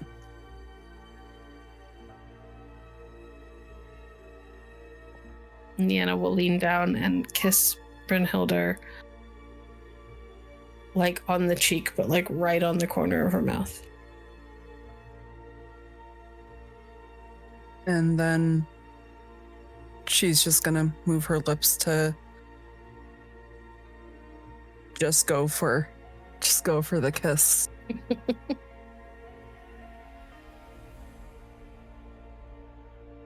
Nienna will pull it back after a long couple of seconds. Do me a favor. Yeah. If anything or anyone comes, don't be stupid. Come back to the manor so that we can help you. All right. And do me one favor. Don't look in mirrors. And maybe watch the cat that's following you. He's been making a lot of noise. Yes, he's persistent. That's for sure. And she'll kind of turn and head back towards the manor. All right. Fenix. You have been patrolling, going through the forest, making sure that things are as they should be. Mhm. You don't see anything odd. You don't smell anything odd. Until it gets a little bit later. It's like beginning of the evening, the sun is starting to set. The smell is a bit different to you. You head over to where it is coming from, and you see the road. You are give me a stealth check, please, and I will give the others very big disadvantages because you're further into the trees. You don't need to be out near the road to see it fully. Stealth plus what? It'll be plus your dexterity. Gotcha.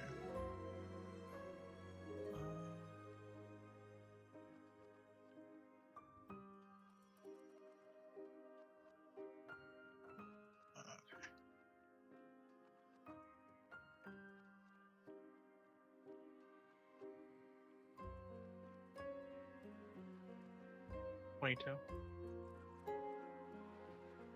Okay, you get to a bit of a distance from the edge of the forest that leads out into the road, and you can see Master Hattery and a few other looks like workers that he brought along to help with the shipment. Looks to be about 4 or 5 of them, you think? And they are just some of them are walking beside a cart that Hattery himself is driving to make sure that he brings out the weapons that you can see glinting in the back for the soldiers and such.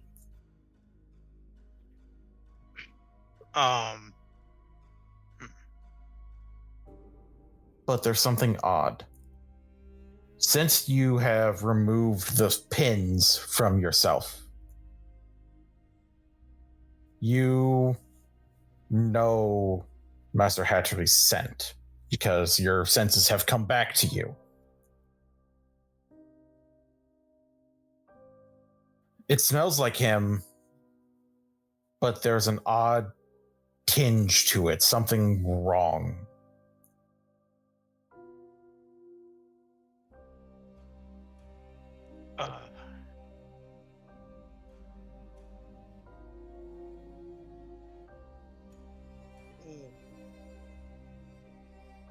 Can I make an awareness check to smell the area around me a little deeper? By all means. Okay.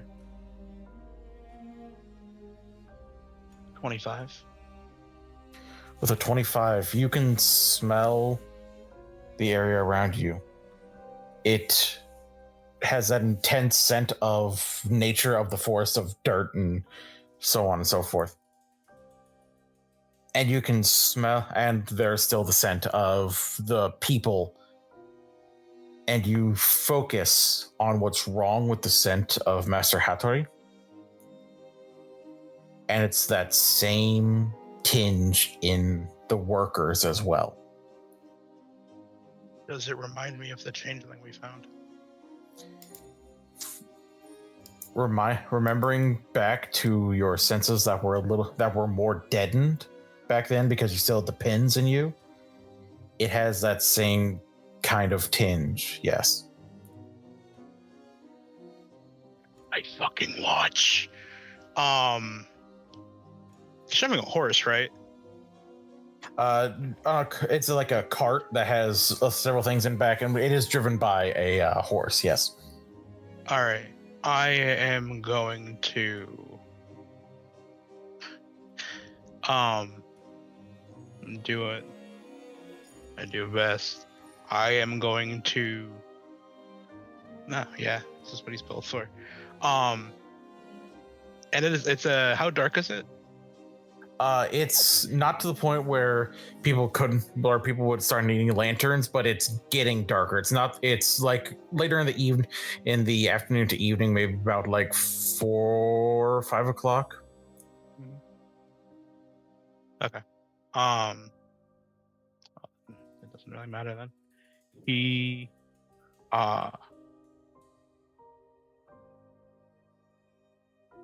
will bunch up his legs and focus as hard as he can on the spot directly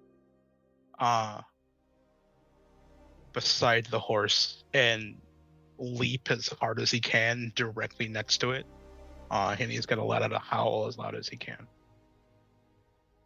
Okay, give me an intimidation check. I will say that you're going to be a +5 because you're a big fucking wolf. Got it. A +5? Yes. Okay.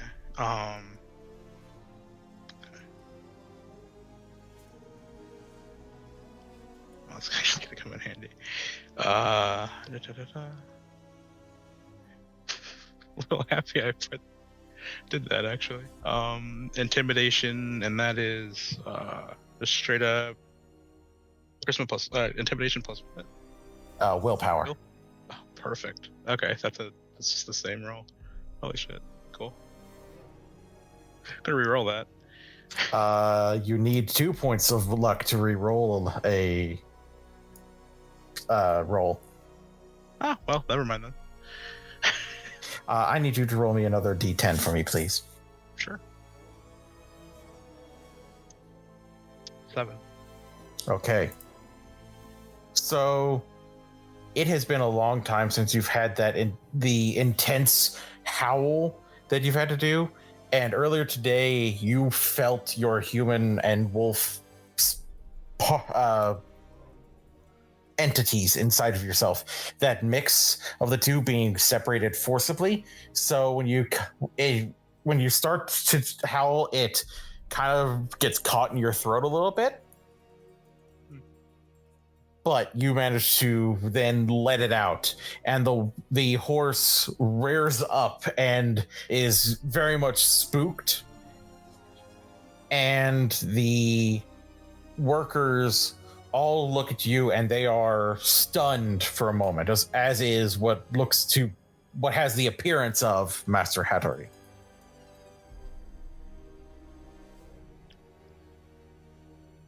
Also, to clarify for someone else who is keeping an eye out on the road, Irileth in his tower can in fact see the incoming shipment and then sees a werewolf hop out and begin howling at them.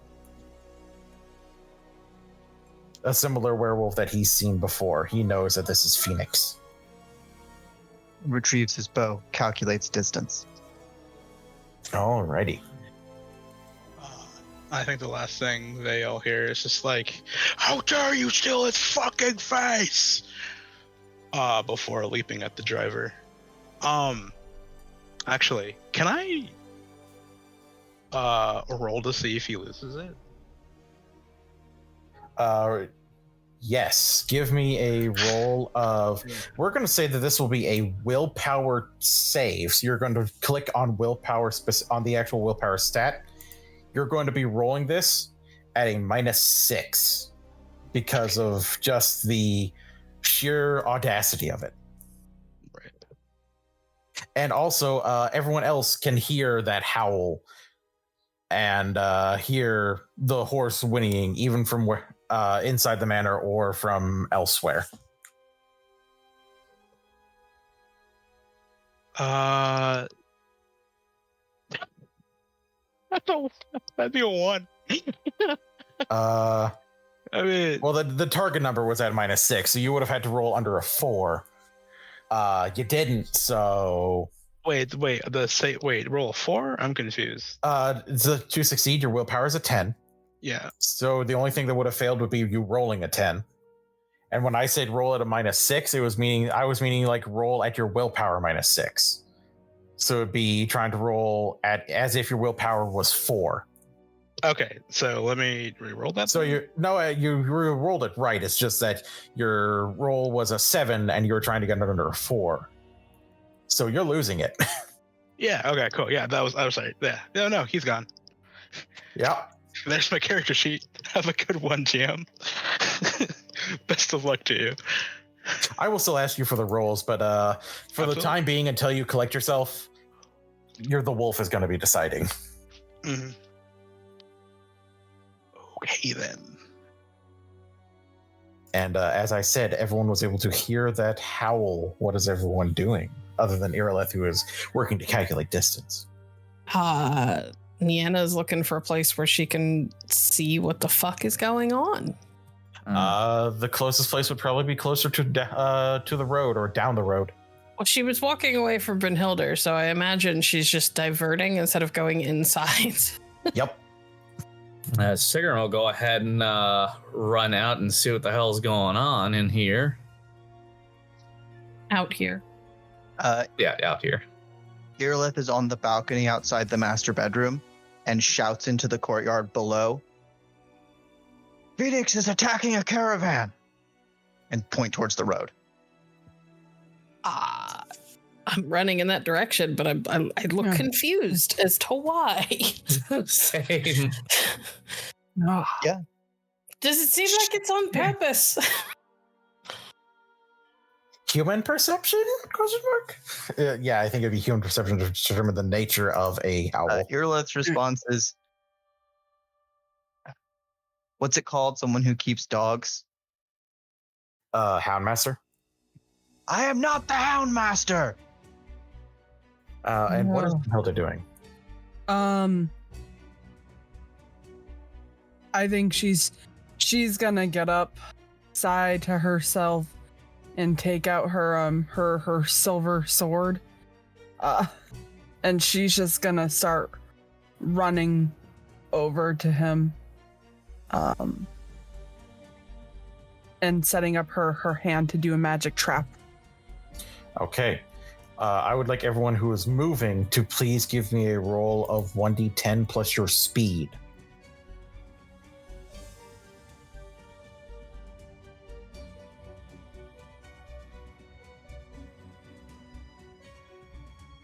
Oh, wait. Wrong thing. Okay. Where is speed on the sheet? That would be with in your stat line. It's SPD. Oh, right. Okay. Do I roll another 10? Please. It's 17 for me.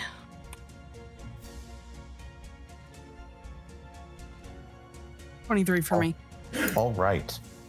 I actually gotta ask, is this close enough that I can shoot them without penalty? Because of as well, yes, you are. Yes, you are able to fire them without penalty because of extreme range. Sweet. Okay. And because Brynnhilder has decided that she is to become speed at this particular moment, Nienna, you have heard tale of witchers being very fast, like enhanced reflexes and all of that. You've never seen Brynnhilder move this fast. She is like wind, basically. And unfortunately, Siegryn, stumpy dwarven legs can only take you so far so fast. Dwarves are very dangerous over short distances. I was going to say that. Natural born sprinters.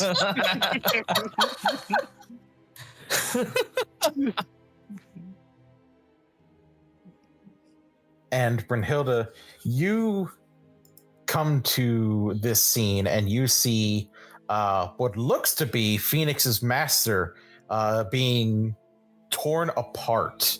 Like you see Fenix in his woven form digging, like his jaw is completely around the head, and you hear a crunch.